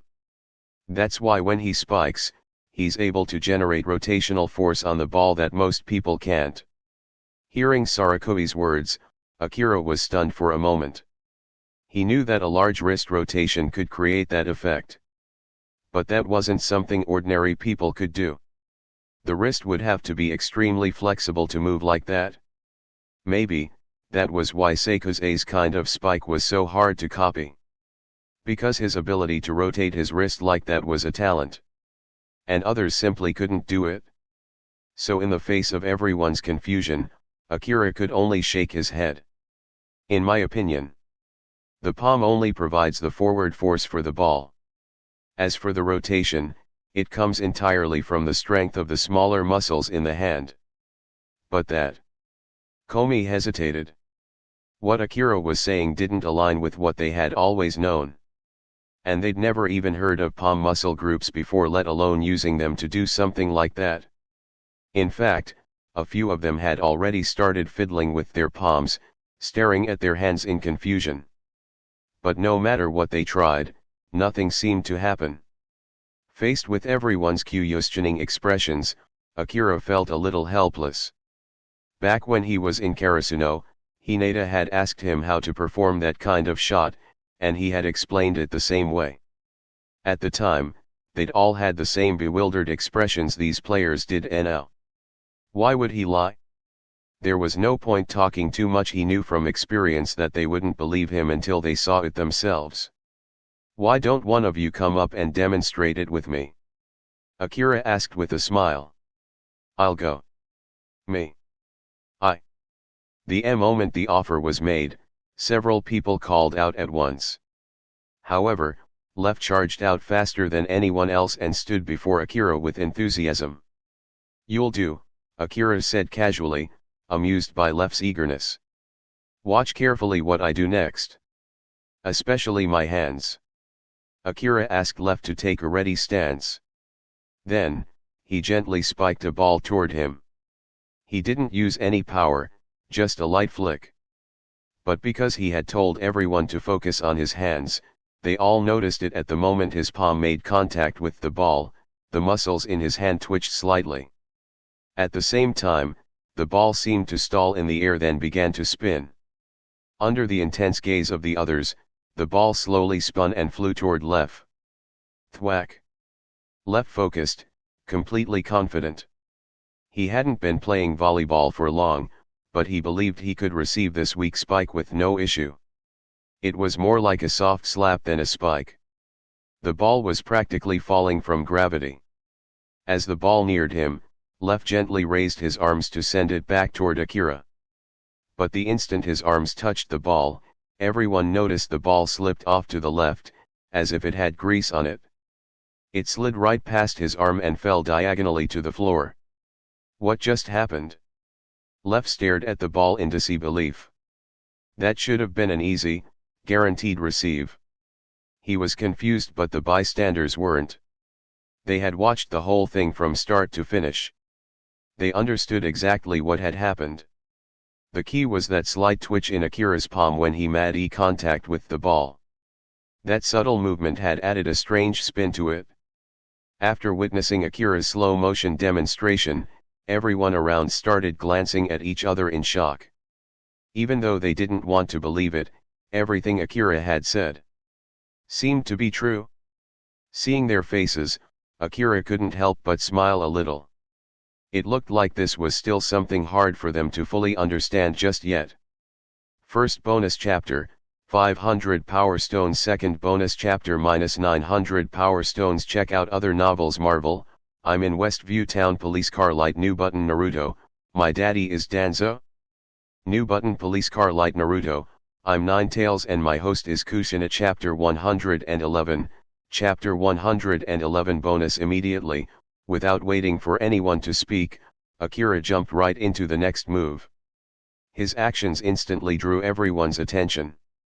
They watched as Akira picked up a volleyball and placed it on his palm. Right in front of everyone's eyes, his palm trembled slightly, and then the volleyball actually began to spin atop his hand. And it kept spinning faster and faster. Eventually, the patterns on the ball blurred into invisibility. Only a trace of afterimage surged atop Akira's hand. Dude! A faint curse escaped from someone in the crowd before they quickly swallowed it. WN. Still, that one word spoke for everyone present. No one could suppress the turmoil in their hearts. They all wanted to shout the same thing. What the hell? This. Is this even human? Though blunt, Kuru blurted it out in shock. Because at that moment, he genuinely didn't know what else to say. Bokuto and the others stepped up beside Akira, squatting next to him with wide eyes, staring at his hand as if it were holding some sort of sacred relic. But in truth, what mesmerized them was simply Akira's hand. I got it. I get it now. Bokuto suddenly cried out. Hearing that, Hinata and the others off-court didn't even flinch. They just exchanged glances. Understand? Akira had just demonstrated everything so clearly. If you didn't get it now, that would be weird. We figured it out before you did. But looking at the others. Sure, maybe you understand it now. But executing it is a different story altogether. Since the match with Shirei Darizawa, Akira had taught this spinning technique to everyone at Karasuno. Back then, everyone had grasped the concept. But from then till now, over a month later, not a single person had managed to use it. Not even Kageyama, the acknowledged genius of volleyball, could pull it off. And Kageyama's talent wasn't limited to just setting. His spiking and receiving were also top tier. You only needed to look at his jump serve to know. Over the past month, Akira had specifically trained with him. Kageyama's jump serve now, while not quite on par with Oikawa's monstrous serves, was still extremely close. That level of improvement in such a short time spoke volumes about Kageyama's natural talent. And yet, even he could only stand on the sidelines and admire Akira's spinning technique. He just couldn't learn it. "Oh? You're Suri," someone asked. "Explain. Explain it to us." "Bokuto." Everyone's eyes lit up when Bokuto spoke. What could you say? Worthy of being one of the country's top 5 aces. Not only was he stronger than most, his ability to comprehend the game was on another level too. While others were still trying to wrap their heads around it, he had already grasped the essence of the technique. Bokuto basked under the attention, his grin spreading wide. This was the kind of moment he lived for. Het. He chuckled twice and began to explain, just like he said himself. The force Akira applies to the ball when he spikes is split into 2 kinds. The first is the downspin force we all use during normal spikes. Everyone knows how to do that. But the second, is the tricky part, that rotational force. He turned and glanced toward Akira as he spoke. Akira smiled and gave him a small nod. "That's right," Akira confirmed. "What Bokuto senpai said is exactly how it works for me." Encouraged by the affirmation, Bokuto beamed. Het. Knew it. Bokuto's the strongest. He raised his fists proudly, grinning ear to ear. "Bokuto, you idiot." Kuru scowled. "Hurry it up. Don't leave everyone hanging." "Haha. All right, Bokuto said, slightly ducking his head in embarrassment under the burning stares around him. "Now, the other force, what makes the ball spin, is created by the surface muscles in the palm." "Surface muscles?" The group blinked in confusion. "That's right. The arms and wrists give the ball its regular momentum," Bokuto explained, "but the spin, that wicked spin, comes from the palm's surface muscles. Didn't you notice when the ball was spinning on his hand just now? His wrist didn't even move. It was all coming from his palm." With that statement, everyone was stunned into silence. Can palms even apply spin? Are your hands even human? Before anyone could recover, Akira held out his hand again. And right before their eyes, the muscles in his palm began to shift rhythmically, like they were alive. Combined with the image of the spinning ball from earlier, everyone had no choice but to believe it. This was real. Akira's hand could truly apply that strange rotational force. And it wasn't magic. It was muscle control. Literal, tangible, controllable muscle force. First bonus chapter, 500 Power Stones. Second bonus chapter, -900 Power Stones. Check out other novels. Marvel, I'm in Westview Town. Police car light. New button. Naruto, my daddy is Danzo. New button. Police car light. Naruto, I'm Ninetales and my host is Kushina. Chapter 112, Chapter 112, SP in haha. Without further ado, I'll try it now. Seeing Akira's demonstration, Bokuto became even more convinced of the idea in his mind. He charged over to the other side of the court with fiery determination. "Akashi! Come toss for me." "All right." Akashi lifted his eyes lazily and responded. The two then walked over to the far side of the court. As they moved, the others scattered to practice as well. Whether they understood it or not, trying it for themselves was the best way forward. Even if they couldn't reach Akira's level, any improvement was still a win. Even a slight edge in spiking would make the intense training worthwhile. Soon, a strange scene unfolded across the vast practice arena. The players, who were originally supposed to be engaged in training matches, were now all focused solely on spiking drills. Even more surprisingly, their coaches were fully on board with the shift. As Nikomata-sensei put it, if even one of you manages to master the skill Akira just demonstrated, that alone will be something you can carry with you for the rest of your volleyball career. With that kind of endorsement, everyone became even more motivated. Hey? Did that one look any better? Did it have some spin? Nope. I caught it clean.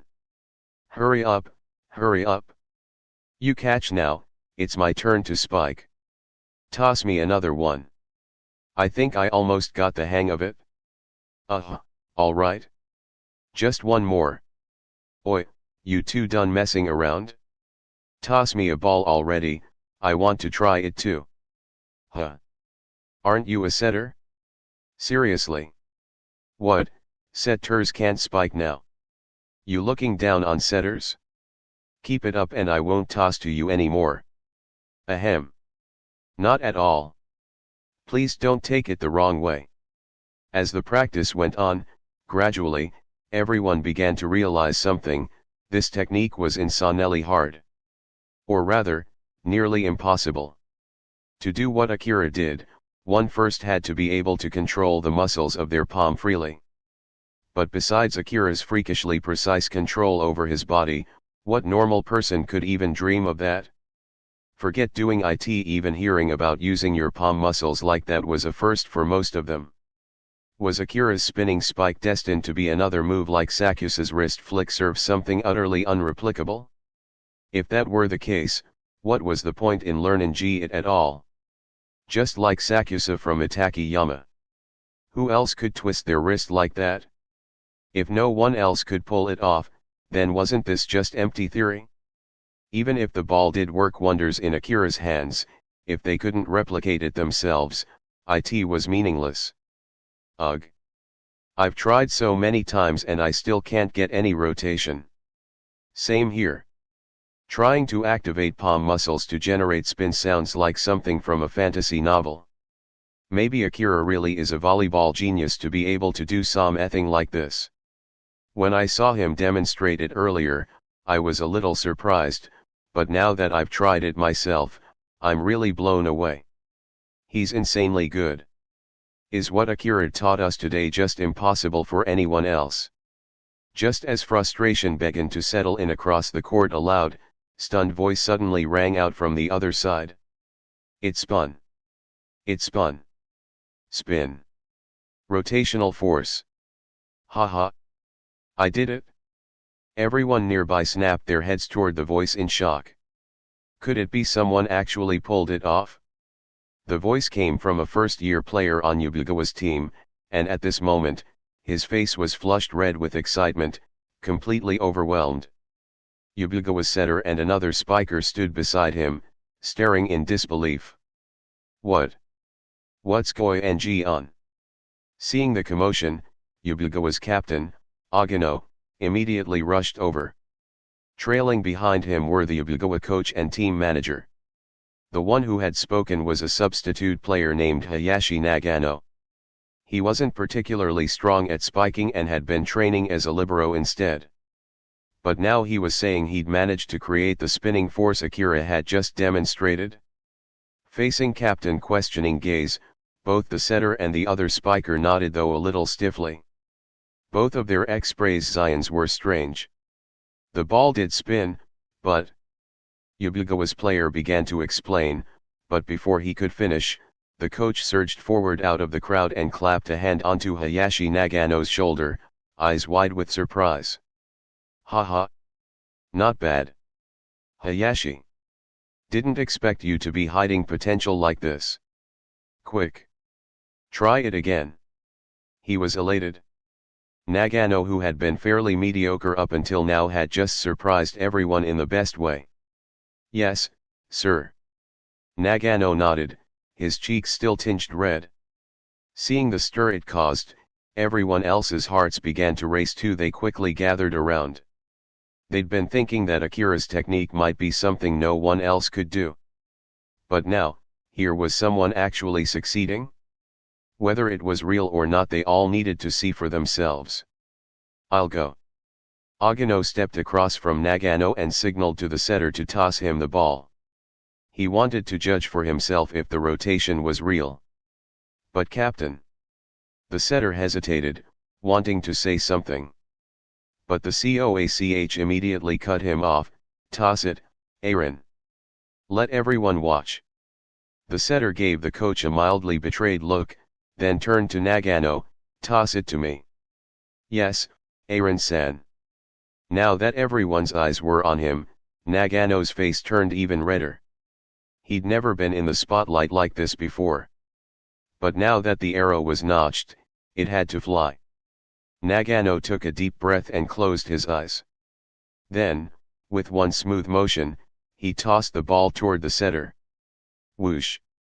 First bonus chapter, 500 power stones. Second bonus chapter -900 power stones. Check out other novels. Marvel, I'm in Westview Town. Police car light. New button. Naruto, my daddy is Danzo. New button. Police car light. Naruto, I'm Ninetales and my host is Kushina. Chapter 113, Chapter 113, thank you. The second pass sent the ball right in front of him. Crunch. The screech of sneakers echoed against the gym floor. As soon as Hayashi Nagano leapt into the air, he aimed a spike toward Daiki Agano on the opposite side of the net. Thwack. The ball struck squarely against Agano's ready arms. He had been prepared for a strong hit. Instantly, the ball ricocheted to the left. Everyone watching turned to look at Agano with anticipation. Well? What do you think? Did it have any spin? Agano-senpai, what's the verdict? Voices buzzed rough out the gym. Seeing Agano remain silent for a long time, someone couldn't help but prod. Don't space out, roll lips. Everyone's waiting for your answer. Snapped out of his thoughts, Agano blinked. There was spin. But. He raised his head and gave Hayashi a strange look. Can you maybe hit it with some strength next time? I'm not a child, you know.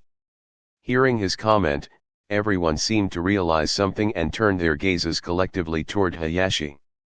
Now that they thought about it, sure, the ball had spun, but, it had landed softly. Too softly for a real game situation.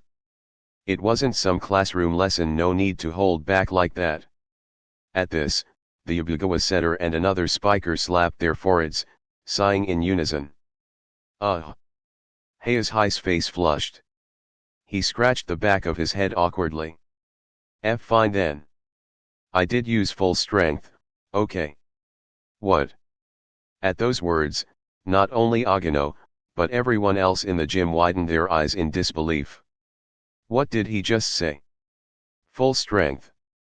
But that last spike was so soft. Suddenly, a light bulb seemed to go off in Agano's head. He pointed at Hayashi with wide eyes, stumbling over his words. Wait a minute, that spinning ball just now, could it be? That's right. Before Hayashi could answer, H's setter jumped in. It's all because of Hayashi's unique right hand. Then he explained to the others, back when Hayashi was a child, he injured the palm of his right hand. Even after it healed, a lump, something like a small benign tumor, formed near his pinky finger. It had no feeling and didn't affect daily life. But it did mess with his ball control and touch when spiking. Because of that, he never really excelled at spiking, and Yabugawa had started training him as a libero instead. No one expected that, during today's training, Hayashi could use that same oddity to create spinning spikes. But that's the limit of what he could do. If he tried to hit harder, the spin would weaken. The strange bump on his hand helped produce rotation but not power. So, his spin spike might look fancy, but it was ultimately a bit of a dead end. Like a chicken rib, too tasteless to enjoy, too much of a waste to throw away. Was he incapable of spiking? No. He could spin the ball. But could that soft spin shot really do anything in an actual game? Unlikely. Still, Hayashi's case proved one thing: the spinning spike technique that Akira had demonstrated worked. Someone had actually replicated it. Even if it lacked force, it still spun. And that left everyone feeling a bit awkward. Earlier in the day, no one had been able to replicate Akira's move. Some had even started questioning whether Akira's method was flawed. But now, there was living proof that the technique worked. The awkward truth settled in: it wasn't that Akira's method was bad, it was that they themselves weren't good enough to master it. Everyone exchanged looks in silence. So we're just mediocre? After a long morning of training, the camp finally returned to its original pace. It became obvious to everyone that this spinning spike was a deep, nuanced skill. Even though Akira's explanation was brief and simplified, actually executing it was another matter entirely. Most still had no clue how to replicate it. They could only wait for time and repetition to help them improve. For now, it was important to make the most of the remaining training. Especially for Karasuno, Fukurodani, and Yubugawa, they all had nationals coming up next week. They needed match experience to keep in shape. So, after lunch, everyone resumed their high-intensity training schedule. The afternoon was packed with more inter-school scrimmages. And this time, Karasuno bounced back from yesterday's shaky performance. They were on fire. Except for one match they lost to Fukurodani while testing new tactics, they won every other game. But just as the day's training was winding down, someone unexpected walked up to Akira. "Thank you, Akira-kun." Huh. Everyone paused and turned toward the voice. It was Hayashi Nagano, standing before Akira with an earnest look and a deep bow. "You changed my fate." Akira blinked, caught completely off guard. "Fate? What?" A hearty laugh came from the sidelines. It was Yubugawa's coach, walking over with Nikomata-sensei. "That's right," Yubugawa's coach said with a grin. "Originally, Hayashi wasn't much of an attacker. We were training him to become a libero instead. But after today," he continued, "he's decided to pursue spiking again." "Yep. Akira-kun." Hayashi's face lit up, eyes shining with determination. "Your words today opened my eyes to a whole new world. I used to think that scar on my hand was the door closing on my dream of becoming a spiker. But you helped me see that I still have another option. You opened a window I didn't know existed. I saw a glimpse of new hope." He bowed again deeply. "That's right," added Yubugawa's coach. "We're going to support him in trying out this new path. Who knows, maybe he'll find his own style and shine." Nikomata-sensei nodded. "You gave him something real today." Akira laughed awkwardly and stepped forward to help Hayashi up. "I just said a few words, nothing that special." "No." Hayashi raised his head, eyes intense. "Maybe it was just a few words to you, but to me, it could change my whole life." He bowed again, then turned and left. "Whew." Akira exhaled softly, watching Hayashi walk away. All he did was speak on a whim. He never expected someone from Yubugawa to take it so seriously. Just as Akira stood frozen in thought, a voice broke through beside him. "Hey! What about that new skill you said you were working on? You up for showing it now?" First bonus chapter, 500 Power Stones. Second bonus chapter -900 Power Stones. Check out other novels. Marvel, I'm in Westview Town. Police Car Light. New button. Naruto, my daddy is Danzo. New button. Police Car Light. Naruto, I'm Ninetales and my host is Kushina. Chapter 114, Chapter 114, oh. That's right. Hearing that, Akira perked up as well. He turned and looked back at Kageyama. "If you hadn't said anything, I would have totally forgotten." By now, training was wrapping up for the day, and the players on the court had started to gradually leave. Head back early. Sensing that the two still intended to keep practicing, Daichi and the others called out to them on their way out, "Otherwise, there won't be anything left to eat." "Okay, Daichi-senpai." After nearly everyone had left the gym. "Ahem. Actually, it's not a new match. I just need your help with something." Akira scratched his head as he spoke. "Help?" Kageyama looked a bit confused. Just the two of us. That's right. I want you to help me practice a certain kind of set. As soon as Akira mentioned setting, Kageyama's interest immediately sparked. What kind of set? Is it different from how I usually set? Akira shook his head, picked up a volleyball from the floor, and gave it a bounce. Not exactly different. Have you heard of a ball with absolutely no spin? Kageyama paused at that. A ball with no spin at all. Was Akira talking about a jump float serve? But what did that have to do with setting? Do you mean, a jump float? Kageyama asked hesitantly. Nope. I said it's a set, not a serve. Seeing Kageyama's puzzled face, Akira let out a small sigh. His expression practically said, how could anyone be is dense? The look on Akira's face made Kageyama's blood pressure spike, but there was nothing he could do about it. He could only take a deep breath and force himself to stay calm. Not like this was the first time something like this had happened. Zero spin set. Exactly. Akira nodded. When receiving a serve or a spike with a forearm pass, the goal is usually to minimize the ball's spin as much as possible. That way, the setter has an easier time controlling it for the second touch. A spinning ball is faster than a non-spinning one when hit with the same amount of force and more unpredictable in its path. Spikes and sets are different. In setting, because the ball moves slower than a spike, even if it doesn't spin, it won't wobble mid-air like a jump float serve would. But in a slow-moving ball, if the ball is spinning, then the path becomes a lot more unstable. Kageyama was well aware of this. He'd experienced it himself. When a setter raises their head to receive a spinning ball, the rotation makes the ball appear to sway left and right in the air. It greatly affects how hard the ball is to catch and how accurately it can be set. In worse cases, it can throw off the entire set.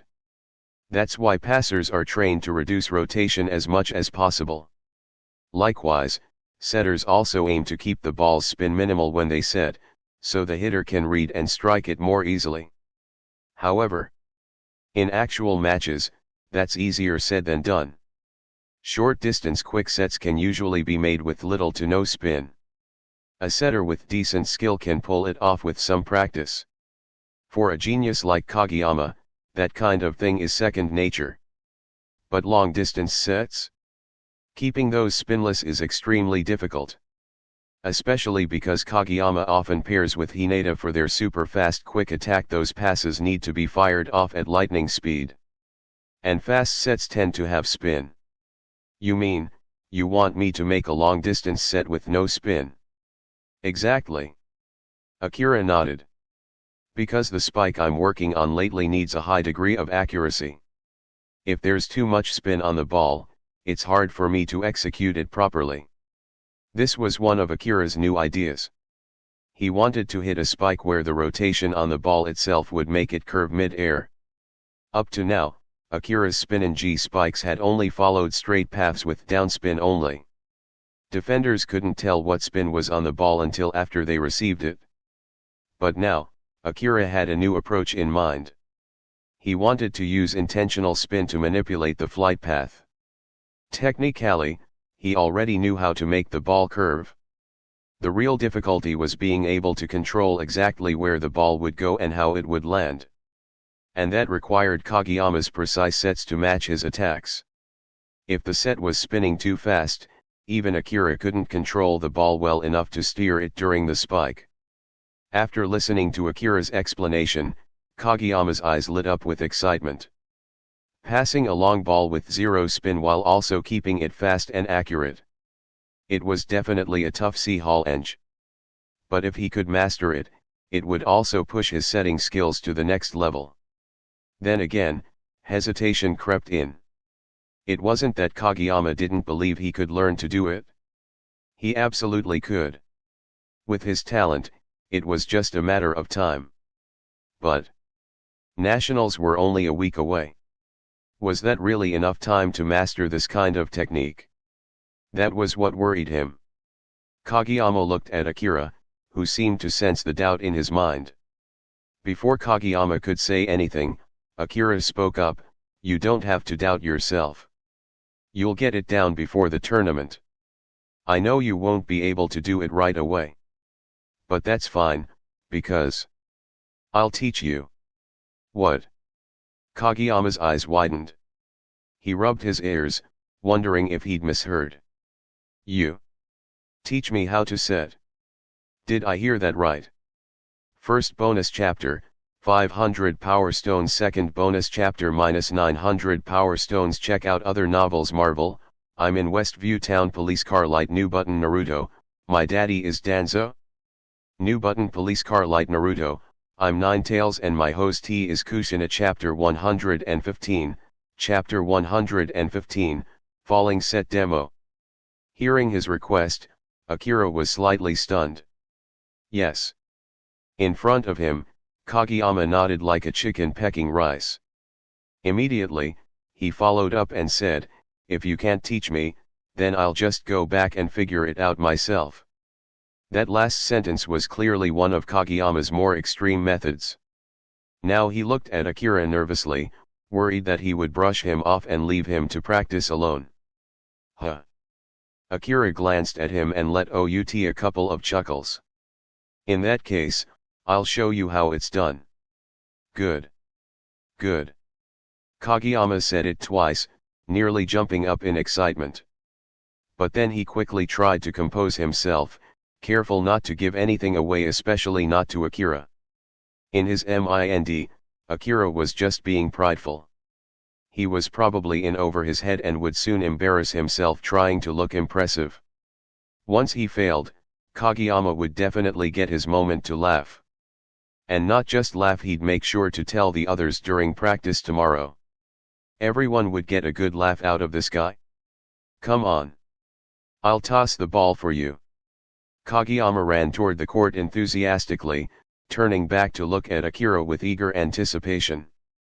Seeing him like that, Akira shook his head helplessly, sighed, and followed him onto the court. The sight made Kageyama even more confident. In his eyes, Akira's every move screamed weakness and uncertainty. "Right here. Watch closely." Akira walked up to the net and said, "Yes. All right, here I go." Kageyama suppressed the excitement bubbling inside him and tossed the ball directly to Akira. He made sure not to add any spin to it, just in case Akira failed and tried to use the ball's rotation as an excuse. No way was he letting this opportunity slip by. The ball flew toward Akira, who raised his hands casually. With his current level of ball control, a no-spin toss like this was a piece of cake. The ball approached fast, and Akira's fingers twisted upward lightly. Like a dragonfly skimming the surface of water, the movement was effortless and graceful. The ball flew over Akira's fingertips without spinning at all, speeding to the other side of the net. Swoosh! The ball dropped cleanly to the floor. And at the same time, thud! Another sound echoed across the court. Turns out, Kageyama had still been holding a second ball. When he saw Akira's perfect pass, he subconsciously let go and it dropped to the floor. You.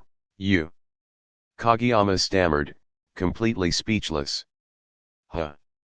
Akira gave him another no-wing chuckle, as if he could see right through every thought in Kageyama's head.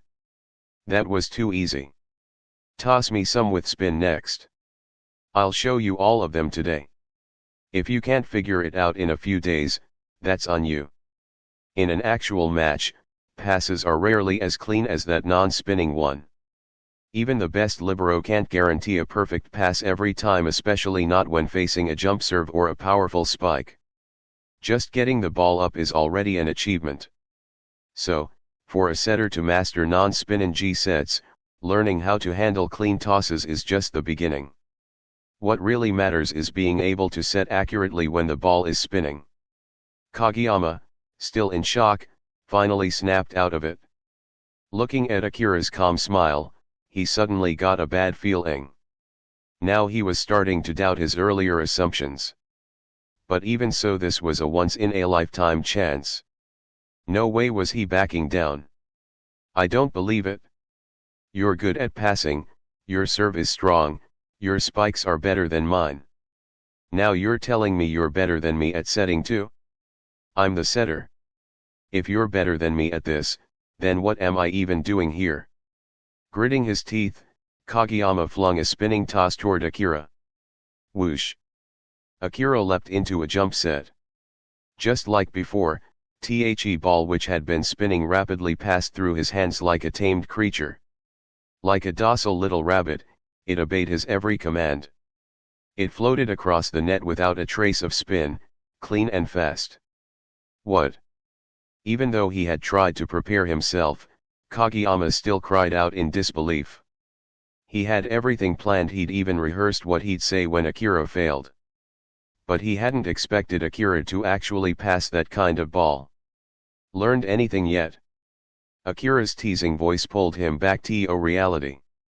I. Kageyama was completely flustered. Panic started to creep in, but his pride wouldn't let him admit defeat. What if?